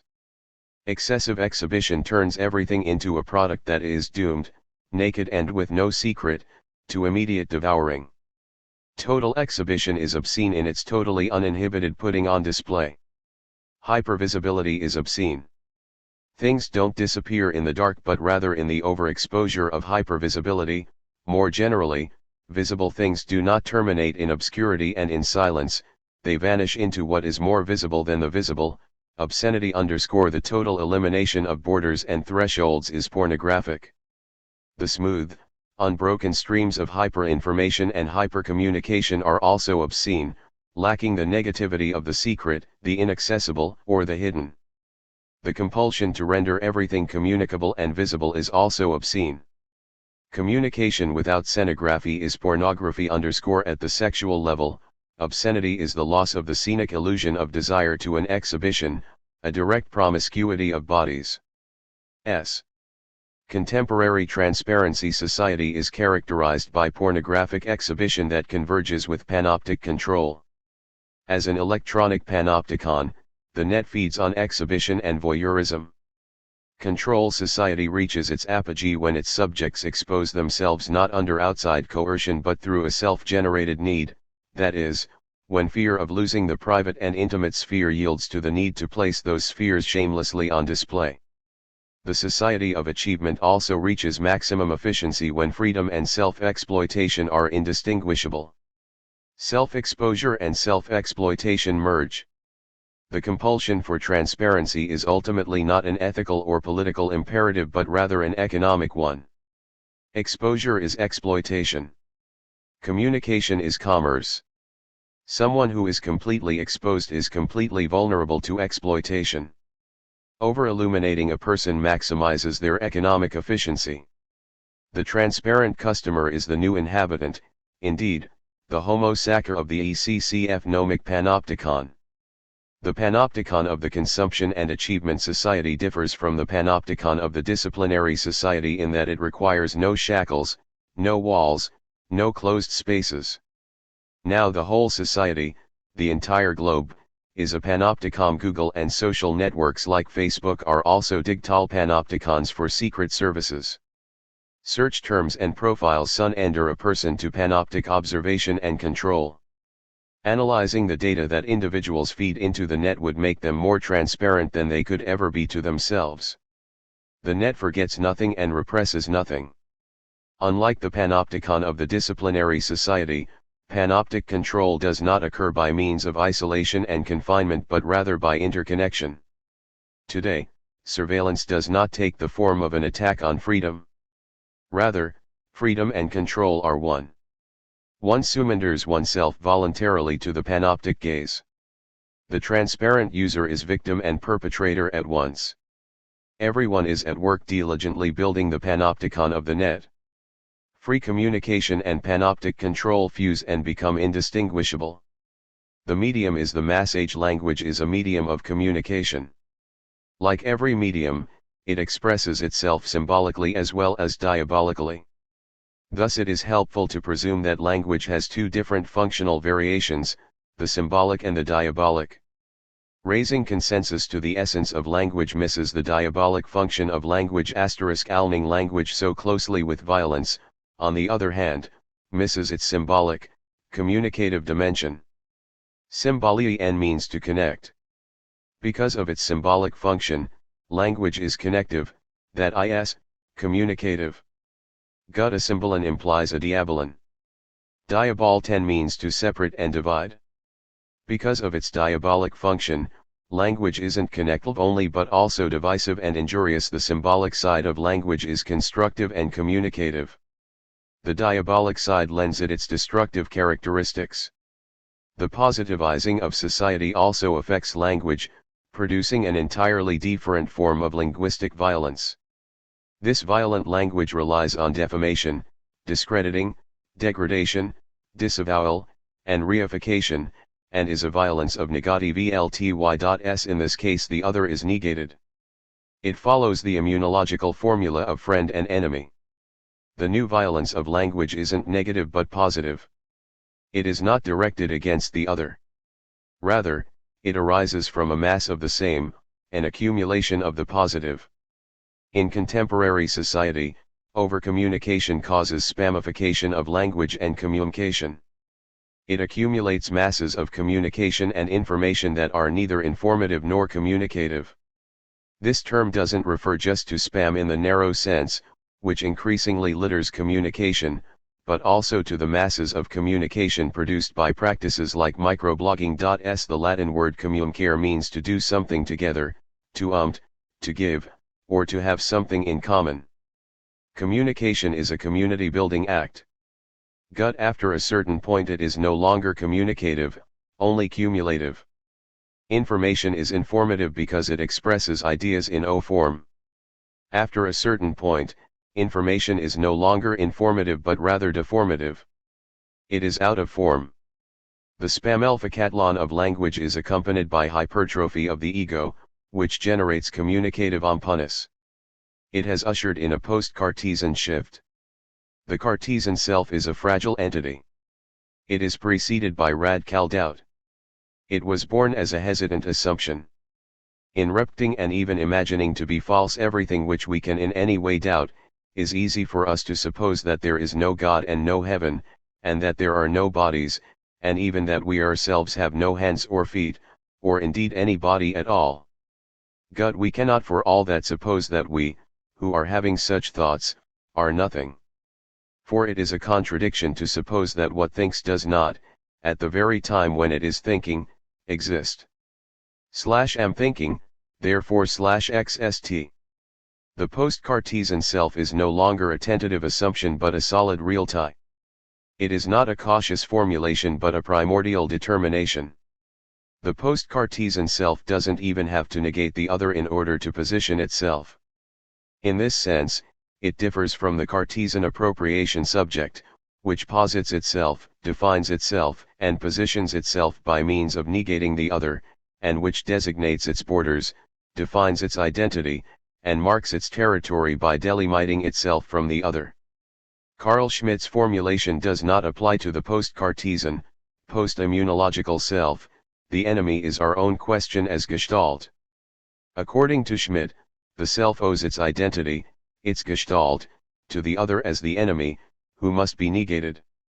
The post-Cartesian self lacks this negativity of immunological delimitation and defense. A total inversion of the Cartesian formulation takes place as a result of the positivity of the post-Cartesian self. In his book Konsumgelfe, Zygmunt Bauman draws on the old Cartesian formula, L shop, therefore I am. S. The post-Cartesian inversion of the formula apparently escapes Bauman. The Cartesian formula /shop, therefore I am no longer rings true. It really should be, I am, therefore I shop. I am, therefore I dream, I feel, I love, I doubt, I even think, sum ergo cogito. Sum, ergo dubito. Sum, ergo credo, and so on. The redundancy and recursion of the post-Cartesian am is apparent. Practices like microblogging are also dominated by hypertrophed selves. Tweets can ultimately be reduced to I am. It is a post-monological self. In the boundless space of the net, it courts the attention of the other instead of warding it off or isolating itself from it. For Heidegger, the language of the post-Cartesian self would be a post-hermeneutical language without a message. Heidegger's message-bearing, Botangong, or message-bearer, Getangonger, juts into the hidden kerygmatic space from WHCH. The redundancy and evidence of the I am withdraws. The language of the post-Cartesian I am, on the other hand, is stripped of any hiddenness or secrecy. In its bareness and secretless exposure, it speaks a post-hermeneutical language. According to Heidegger, hermeneutic means to stand in relation to that the self-referential I am overcomes. It is often claimed, invoking Levinas, that it is already violence that speak. When I take the floor, I take it from someone else. From this perspective, the I itself is violence. Levinas confronts this I with infinite responsibility, extending beyond what I may or may not have done to the other or whatever acts I may or may not have committed, as if I were devoted to the other man before being devoted to myself. It exposes me to the other. Without this radical exposure to the other, says Levinas, the self thickens into a substance. The violence that turns me into the accused originates with the other. Without this violent inflection, the self would return to its original position, which is Vic F. Lens. Levinas's ethics is ultimately an ethics of violence. The post-Cartesian self is neither exposed to the other nor trapped in the relations of domination. However, it isn't free from compulsion. It voluntarily subjects itself to the compulsion to exhibition. In Levinas, exposure to the other increases responsibility to the point of stripping beyond nudity and denuding itself of its skin. These lines address the ethical subject in the emphatic sense. The post-Cartesian self, in contrast, appears as an aesthetic subject, which exhibits itself to the point of complete exposure, indeed, of pornographic nakedness. It must exploit its exhibition value. For the exposed, exhibited self, the other is a spectator and consumer. Levinas's self still defines itself through the negation of the other. It takes up space by shutting the other out. The post-Cartesian self doesn't even require the negation of the other in order to position itself. Overcommunication increases the entropy of the communication system. It creates waste communication and language. In Malfeasance, appropriation through pollution? Michel Serres traces the origins of pollution and contamination back to the animalistic rubidity. For appropriation, animats claim their territory by marking it with foul-smelling urine and feces. One spits in the soup to deter fellow table mates. Nightingales claim territory by driving others out with their noise. Serres distinguishes between two different kinds of garbage. Hard pollution consists of material waste, such as the contents of and landfills, environmental toxins, or industrial waste. Soft pollution consists of linguistic, symbolic, and communicative garbage. The desire for acquisition suffocates the planet with garbage in a tsunami of symbols, leaving a planet completely covered with garbage and beetleboards, lakes saturated with waste, submarine ditches overflowing with plastics, seas centimeter-aired with debris. On each mountain rock, each tree leaf, each agricultural plot of land, you have advertisements, letters are written on each blade of grass. Like the legendary cathedrals, the landscape is swallowed by the tsunami of signs. Serres's creatures are still Cartesian in the sense that they follow the immunological principle in their territorial appropriation. They repel others as enemies with their foul-smelling urine and feces or their noise. Thus Serres writes, poor Descartes ratified our animal customs. The pollution and contamination of the world today extend far beyond the scope of Cartesian appropriation. This is also key to the post-Cartesian revolution. Post-Cartesian garbage doesn't stink the way Cartesian excrement does.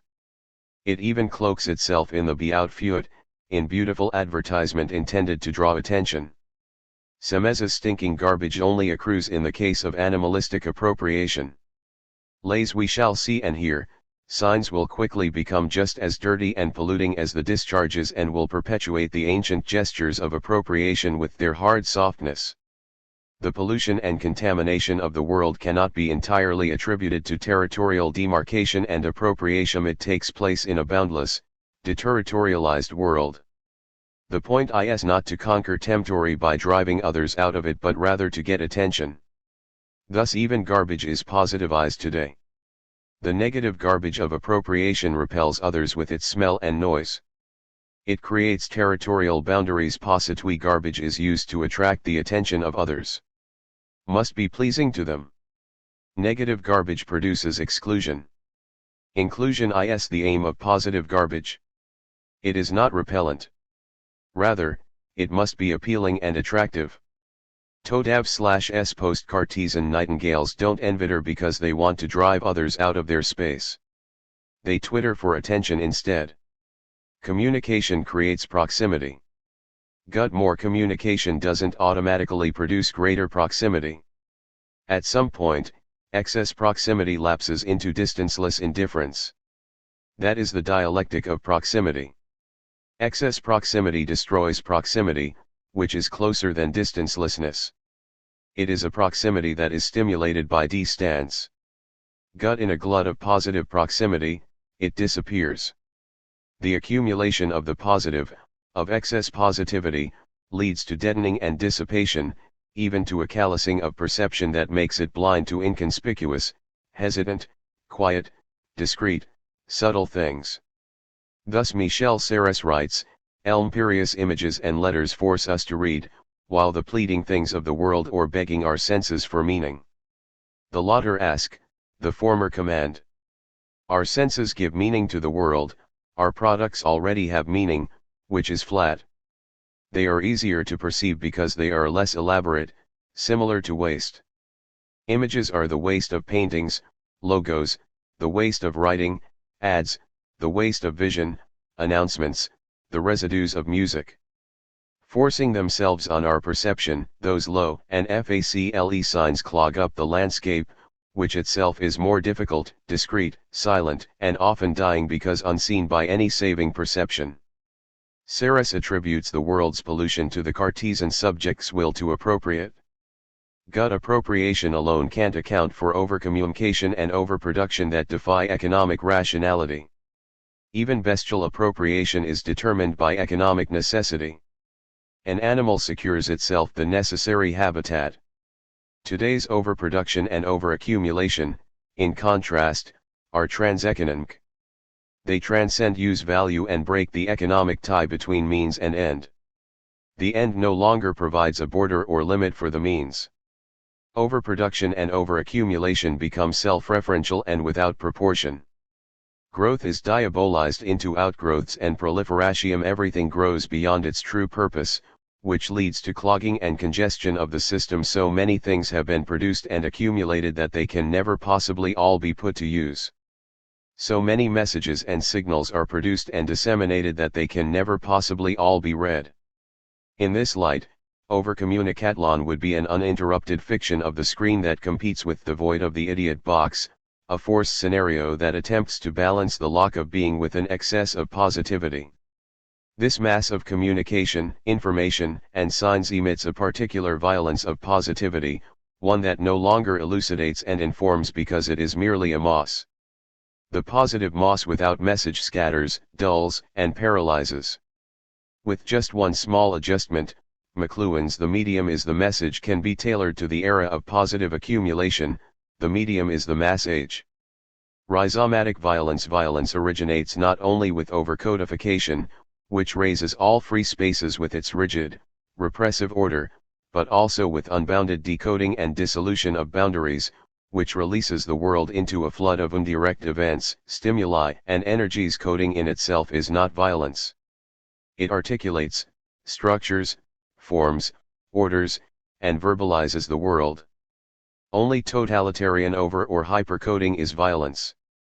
Undoubtedly, a certain decoding can free the world from its compulsions and constraints by working against repressive overcoding. But if it is intensified diabolically, it itself becomes destructive. Deleuze undialectically celebrates unbounded decoding as liberation, masking its diabolic side. Cancerous proliferation, which overruns all organs, nullifying organic difference, is a diabolic form of decoding and deterritorialization. Deleuze's body without organs, in which organic codification has been abolished, hardly differs from a body overrun with metastases. In it, all organic articulation is destroyed.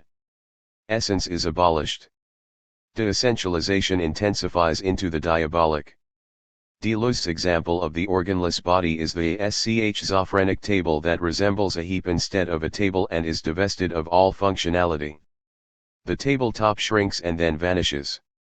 It disappears in relation to the framework. Language itself is decoded and undifferentiated into an unarticulated mass of sounds. In order to resist organ machines, the body without organs presents its smooth, slippery, opaque, taut surface as a ban-ear. In order to resist linked, connected, and interrupted flows, it sets up a counterflow of amorphous, undifferentiated fluid. In order to resist using words composed of articulated phonetic units, it utters only gasps and cries that are sheer unarticulated blocks of sound. Thus, Deleuze's rhizome proliferates out of control. A rhizome has no beginning or end, it is always in the middle, between things, interbeing, intermezzo. The tree is filiation, but the rhizome is alliance, uniquely alliance. The tree imposes the verb to be, but the fabric of the rhizome is the conjunct on, and. This conjunction carries enough force to shake and uproot the verb to be. Violence isn't merely the repressive neither nor or the manipulative either or but also the endless and. The accelerated addition of the sum and excessive positivity cause a violent abreaction, which differs from immunological defense because of its positivity. Psychic bulimia doesn't follow the prink please of immunity because there is no immune reaction to and or too much. Rather than a deadly infection, infarction is the pathological consequence of the violence of positivity. The limitless addition of the positive may convulse being, saran. Gut it leads to a proliferation of bimgs, scenes, which is also violence. Deleuze's protagonist is the schizo. As for the schizo, continually wandering about, migrating here, there, and here as best he can, he plunges further and further into the realm of deterritorialization, reaching the furthest limits of the decomposition of the socius on the surface of his own body without organs. He scrambles all the codes and is the transmitter of the decoded flows of desire. Deleuze idealizes the schizo to the wanderings of Lenz, a schizophrenic out for a walk is a better model than a neurotic lying on the analyst's couch. Lenz's stroll, for example, as reconstructed by Guckner, sick. Everything is a machine. Celestial machines, the stars or rainbows in the sky, alpine machines, all of them connected to those of his body. The continual whir of machines. He does not live nature as nature, but as a process of production. There is no such thing as either man or nature now, only a process that produces the one within the other and couples the machines together. Producing machines, doing machines everywhere, schizophrenic machines. The schizo is marked by his ability to rearrange fragments continually in new and different patterns. And he possesses a death drive. Deleuze invokes Antonin Artaud, the full body without organs is the unproductive, the sterile, the unengendered, the unconsumable.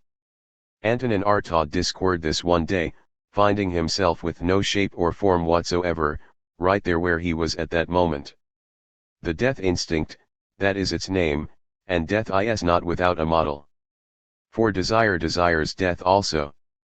N. Death is its motor, he says of the desiring machine. They sabotage and destroy themselves, so that its construction and the beginning of its destruction are indistinguishable. The indistinguishability of construction and destruction, production and devastation, is a characteristic trait of schizophrenic machines, which are very similar to capitalist machines. Schizophrenic product on, which fuses with destruction, does not differ meaningfully from unregulated capitalist production. Deleuze even establishes a significant correspondence between schizophrenia and capitalism. The décade of flows and the deterritorialization of the socius thus constitutes the most characteristic and the most important tendency of capitalism. It continually draws near to its limit, which is a genuinely schizophrenic limit. It tends, with all the strength at its command, to produce the schizo as the subject of the decoded flows on the body without organs. According to Deleuze, capitalism produces not only schizophrenic traits but also paranoid ones. It oscillates between deterritorialization and reterritorialization. Deleuze diabolicizes only paranoid redematerialization. He consistently maintains a positive attitude towards schizophrenic deterritorialization. Thus he suggests heightening the schizophrenic dissolution of boundaries against paranoid reterritorialization, to go still further, that is, in the movement of the market, of decoding and schizophrenic deterritorialization leads to the rhizomatic proliferation of the same, to accumulation of the positive. Violence is not only the negativity of execution or exclusion but also the positivity of exorbitance and excess. Apparently, violence based on excess positivity isn't visible to Deleuze, and so he celebrates decoding and detonalization as liberation, ignoring their other side. The positive violence of excess is more calamitous than the negative violence of deficiency or deprivation. Deficiency naturally comes to an end when the point of saturation is reached, but excess knows no end. Deleuze acquits schizophrenia of any diabolic characteristics. It is largely romanticized and idealized. He speaks of a general and productive schizophrenia that has finally become happy. The schizophrenic desiring machines are compared with Tinguely's machines, whose elements are connected to each other without any functional logic. In our present social order, the desiring machine is tolerated only in its perverse forms, which is to say, on the fringes of the serious utilization of machines. The desiring machines regime is not a generalized perversion, it is rather the opposite, a general and productive schizophrenia that has finally become happy. What Tinguely says of one of his own works applies to desiring machines, a truly joyous machine, by joyous/mean free n. The deterritorialized system whose elements communicate with each other despite a lack of any logical function or functioning ties, and which are related to each other despite their lack of relation, this truly joyous system shows no signs of rifts or fissures. Tinguely's machines elude all relations of function and purpose, but they form a continuum, a whole that is harmonious within itself. Their parts interlock playfully without any blockages. Somehow, they relate. They share a bond of friendship, which bestows proximity without relatedness. Because of this inner harmony, they run smoothly. True schizophrenia, in contrast, would cause disruptions and blockages. It is itself a form of compulsion. It makes things neither joyous nor free. Confronted with the negativity of the other, Hegel's spirit develops a paranoid hyperimmunity, which causes hyperencoding and hypertemporalization. Deleuze's counter-model of schizophrenic decoding and detemporalization is also destructive and diabolic. Freed from all negativity, the schizomodel produces violence of positivity. It is like a nuclear reactor that burns out in the wake of uncontrolled chain reactions and overheat ng. Not all negativity is destructive. Not infrequently, forms of negativity such as hesitation, pausing, boredom, waiting, or rage prove constructive, though they are threatened with disappearance in the course of society's increasing positivization. As we know, computers do not hesitate. They lack the dimension of the other, which makes them autistic calculation machness. Thinking in the emphatic sense is also associated with negativity without negativity, thought would just be calculation. The schizophrenic and lacks all negativity and leads to an accumulation of the positive. Only the negativity of a constraint allows cadence, rhythm, indeed time itself, to develop. Paranoid blockages as well as schizophrenic lack of constraint annihilate time. The violence of the global. According to Hart and Negri, globalization has developed two opposing forces. On the one hand, it creates empire, which establishes a decentralized, deterritorialized capitalist regime through constant control and perpetual conflict. On the other hand, it produces a multitude, a body of singularities that communicate with each other via a network and act collectively. The multitude opposes empire from within empire. So Hart and Negri have revamped class struggle. The violence generated by empire is interpreted as the violence of exploiting the other. The multitude is the real productive force of our social world, whereas empire is a mere apparatus of capture that lives only off the vitality of the multitude, as Marx would say, a vampire regime of accumulated dead labor that survives only by sucking off the blood of the living. Hart and Negri pay too little consideration to political economic realities, constructing their theoretical models on the basis of historically obsolete categories like class or class struggle. They define the multitude as a class. One initial approach is to conceive the multitude as all those who work under the rule of capital, and thus potentially as the class of those who refuse the rule of capital. This talk of class only makes sense in the context of a plurality of classes that interact or compete with each other. The multitude is basically the only class. After all, everyone who is part of the capitalist system belongs to it. It has no ruling class to struggle against. In empire, everyone is subjugated to the imperatives of the capitalist economy.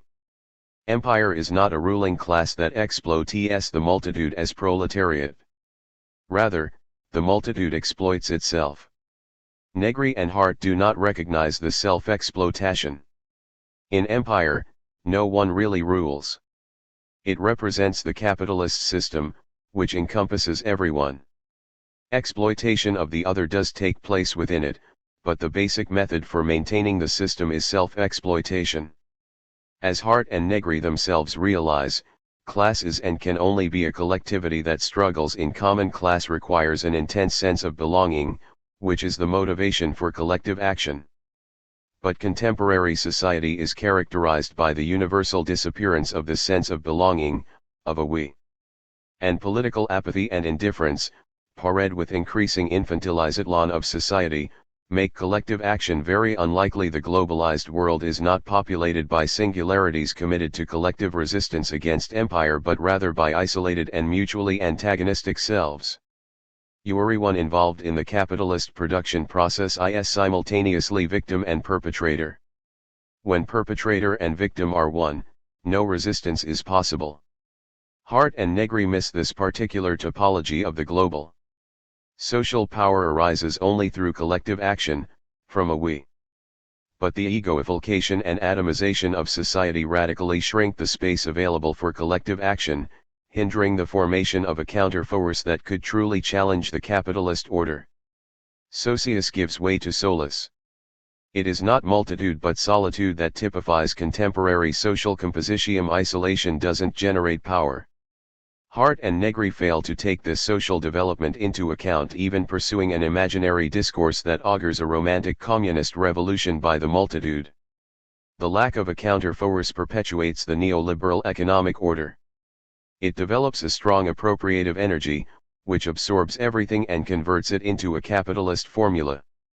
After the fall of communism, capitalism no longer had an exterior that could jeopardize it in earnest.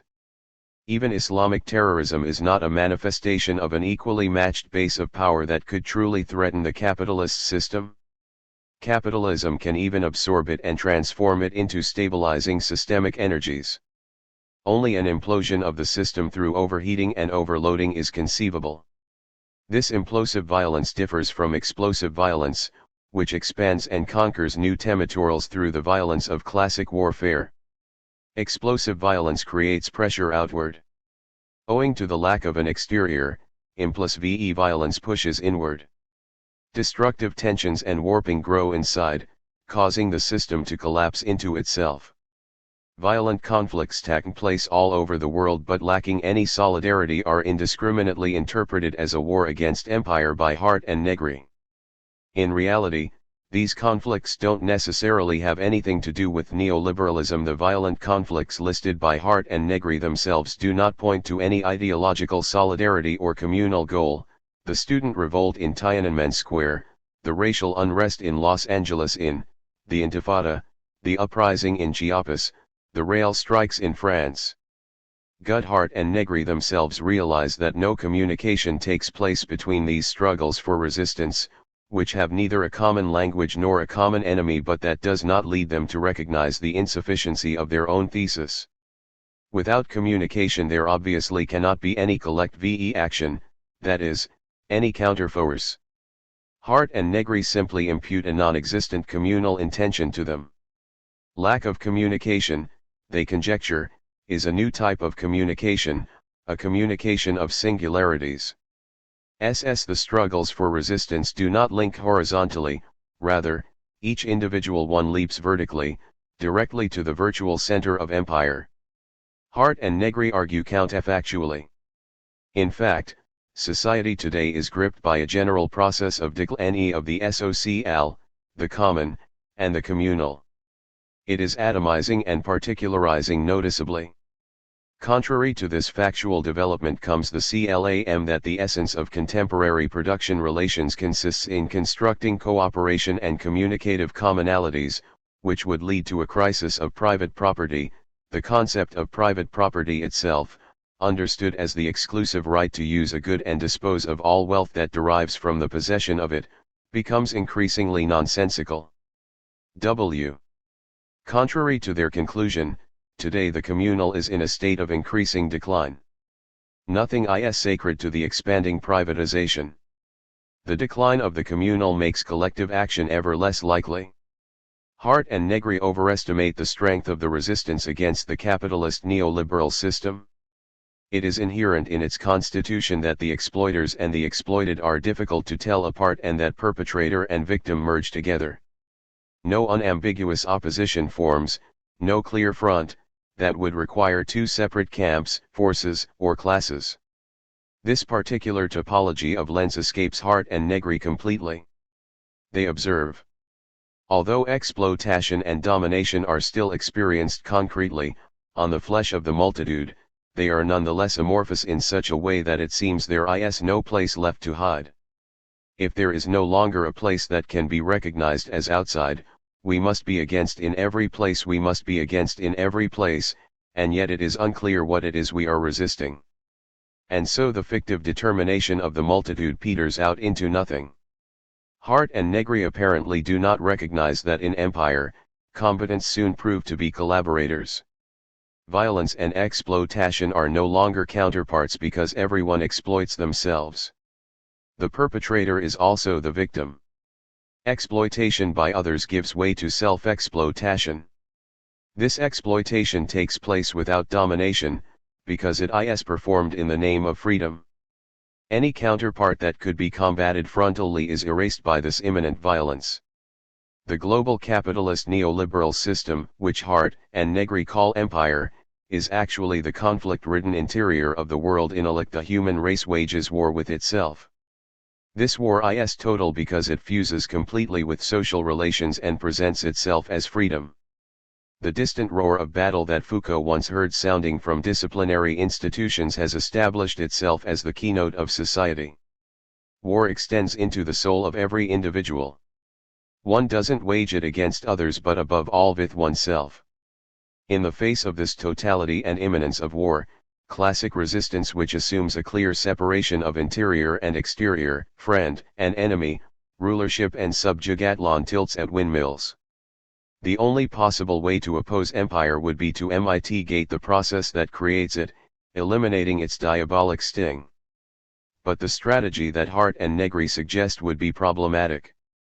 They are of the opinion that it is neither possible nor desirable to reverse the process, rather, it must be accelerated and intensified.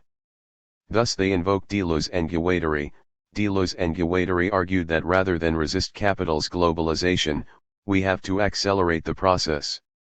WHCH, they ask, is the revolutionary path to withdraw from the world market? Or might it be to go in the opposite direction? To go still further, that is, in the movement of the market, of decoding and deterritorialization. Empire can be effectively contested only on its own level of generality and by pushing the processes that it offers past their present limitations. It would be devastating to go further and with more determination into the movement of the market and of capital. The world and the world market are not identical. The total commercialization of the world would be its violation. Commercialization represses and obliterates everything that isn't work, profit, capital, efficiency, and performance. The hysteria for production and performance and the hypertension of competition produce pathological symptoms of various kinds. The hypermobility of the global is like a total mobilization that poses as a peace accord. The attempt to accelerate and intensify the dynamic processes that govern EMPRE beyond their current dimensions would have catastrophic consequences.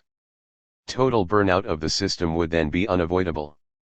Homo liber, the state of exception, is a state of extreme negativity because all positive norms are suspended within it. It ensues at the moment in which an extenor punctures the intenor of a system and challenges its entirety. A negative tension between the interior and the exterior is essential for the state of exception. It confronts the immanence of a system with the transcendence of another, which threatens it.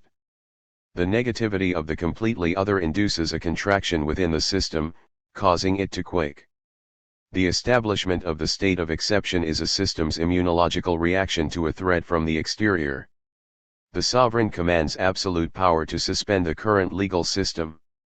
He embodies legislative power and violence, which maintains a relation to the legal order even outside it. Thus the sovereign need not be right in order to determine rights. By suspending the current legal order, the state of exception produces a lawless space in which absolute access to every individual is possible. According to Agamben, human life is only politicized by its inclusion in the power of sovereignty, that is, only through an abandonment to an unconditional power of death. Mortal life and the power of sovereignty produce each other, contrary to our modern habit of representing the political realm in terms of citizens' rights, free will, and social contracts. From the point of view of sovereignty, only bare life is authentically political. A life exposed to death is the originary political element. The phenomenon of politics is banishment, which produces the bare life of Homo sacer. Sovereignty and the bare life of Homo sacer both stand at the outer limits of a system. In the eyes of the sovereign, all people are potential homines sacri. And the fascination that Agamben's theory of sovereignty exerted doesn't attest to the fact that today the state of exception threatens to become the norm, as Agamben claims. To the contrary, it points to the fact that we now live in a society governed by an excess of positivity in which a state of exception is no longer possible. We often are fascinated by things that are on the brink of disappearing. The state of exception is a state of negativity. It is only possible given an intrusion of the other or exterior. The positivization of society totalizes the normative state today by stripping it of all negativity and transcendence. It totalizes the interior, obliterating any exterior. Rumor is produced not only by the transcendence of sovereignty but also by immanence. The terror of positivity might possibly be more catastrophic than the terror of negativity because it evades immune defense. The society of sovereignty has long belonged to the past. Today, no one is politicized through an abandonment to an unconditional power of death. There is no longer any exterior, no transcendence, no sovereignty of power to which one would be subjugated and exposed as an obedience subject. Contemporary society is not a society of sovereignty. We now live in a society of achievement. The achievement subject differs from the obedience subject in that it is the sovereign of itself, as the entrepreneur of itself. It is free. The achievement subject is free from external authorities that would force it to work and exploit it. It is subjugated to no one, or only to itself. The loss of an external authority doesn't do away with the structure of compulsion. Freedom and compulsion merge. The achievement subject devotes itself to the free compulsion for maximizing performance. It exploits itself. Self-exploitation is more efficient than exploitation by the other because it is accompanied by a misleading sense of freedom. The exploiter is also the exploited. In this case, exploitation takes place without domination. That is what makes self-exploitation so efficient. The capitalist system shifts from exploitation by the other to self-exploitation, from should to can, all in order to accelerate. As a result of its paradoxical freedom, the achievement subject is at once perpetrator and victim, master and slave. Here, freedom and violence are indistinguishable. The achievement subject, which pretends to be the sovereign of itself, homo liber, proves to be homo saucer. The sovereign of achievement society is at the same time the homo sacer of itself. Paradoxically, in the society of achievement, the sovereign and homo sacer also produce each other. Gut they are identical. That is the difference between reality and Agamben's theory of sovereignty. Agamben adheres to the principle of negativity. In it, perpetrator and victim, sovereign and homo saucer, are clearly distinguished, also topologically. Sovereignty and the bare life of homo sacer both stand at the outer limits of a system. Agamben's state of exception is a state of negativity. The homines SOC of achievement society, in contrast, live in a totalized state of normality, which is a state of positivity. Agamben completely misses the topological shift of violence that is the basis for the shift from the society of sovereignty to the society of achievement. The achievement society is characterized by the violence of positivity, which evades the immunological paradigm of negativity to which Agamben consistently adheres. Muslim is a slang term for prisoners of a concentration camp who are completely enfeebled, emaciated, and apathetic. As homines SOC of a totalitarian society, they are at the outermost edge of an order, in a non-place. As the late modern homo saucer, the achievement subject is centrally located, directly at the center of an order. Labor camps also are no longer located on the outskirts. Rather, every achievement subject carries the camp with it. The center becomes indistinguishable from a non-place. The achievement subject is prisoner and warden at once. It cannot defend itself from this violence because it is combated by itself. One has the creeping suspicion that the late modern achievement subject, with its psychic disorders like burnout and depression, is a Musulman self. The history of violence culminates in this merging of victim and perpetrator, of master and slave, of freedom and violence. When Agamben notes that we all may possibly be virtual homines SOC, it is because we are all subject to sovereign banishment and absolute mortality. Agamben's social diagnosis contradicts all elements of contemporary society, which is no longer a society of sovereignty. The banishment that has made homines sacri of us all today is not the banishment of sovereignty but rather the banishment of achievement. The achievement subject considers itself to be free. As homo liber, sovereign of itself, it is now subject to the banishment of achievement, turning itself into homo saucer.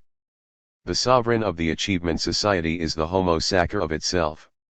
Ehrenberg's theory of depression overlooks the systemic violence that is inherent in achievement society. Large portions of his analyses are psychologically and not economically or politically based. As a result, he doesn't recognize the capitalist relation of self-exploitation in the achievement subject's disorders. According to Ehrenberg, depression arises only from the imperative to belong to oneself. Depression is the pathological expression of the failure of the late modern subject to become itself. Ehrenberg equates it with Nietzsche's sovereign man without recognizing that it is sovereign and homo sacer at once. For Nietzsche it wouldn't be the sovereign man but rather the last man who exploits himself as his own slave. Contrary to Ehrenberg's assumption, Nietzsche's sovereign man is actually a culturally article counter-model to the exhausted, depressive achievement subject. Thus he is presented as a man of leisure. Nietzsche would find hyperactivity repugnant. The strong soul conserves its peace, moves slowly, and feels repugnance at the all too lively. In Thus Spoke Zarathustra, Nietzsche writes, "All of you who are in love with hectic work and whatever is fast, new, Strange you find it hard to bear yourselves, your diligence is escape and the will to forget yourself.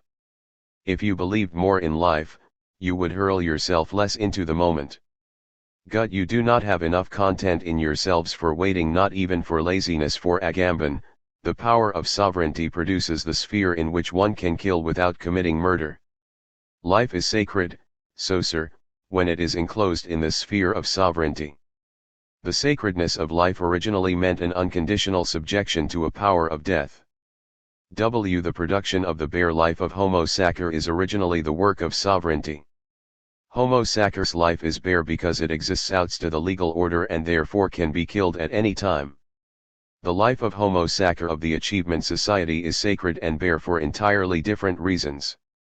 It is bare because it has been stripped of any transcendence of value, reduced to the immanence of the vital functions and performance, which must be maximized with all available means. Through its own inner logic, the Achievement Society develops into a doping society.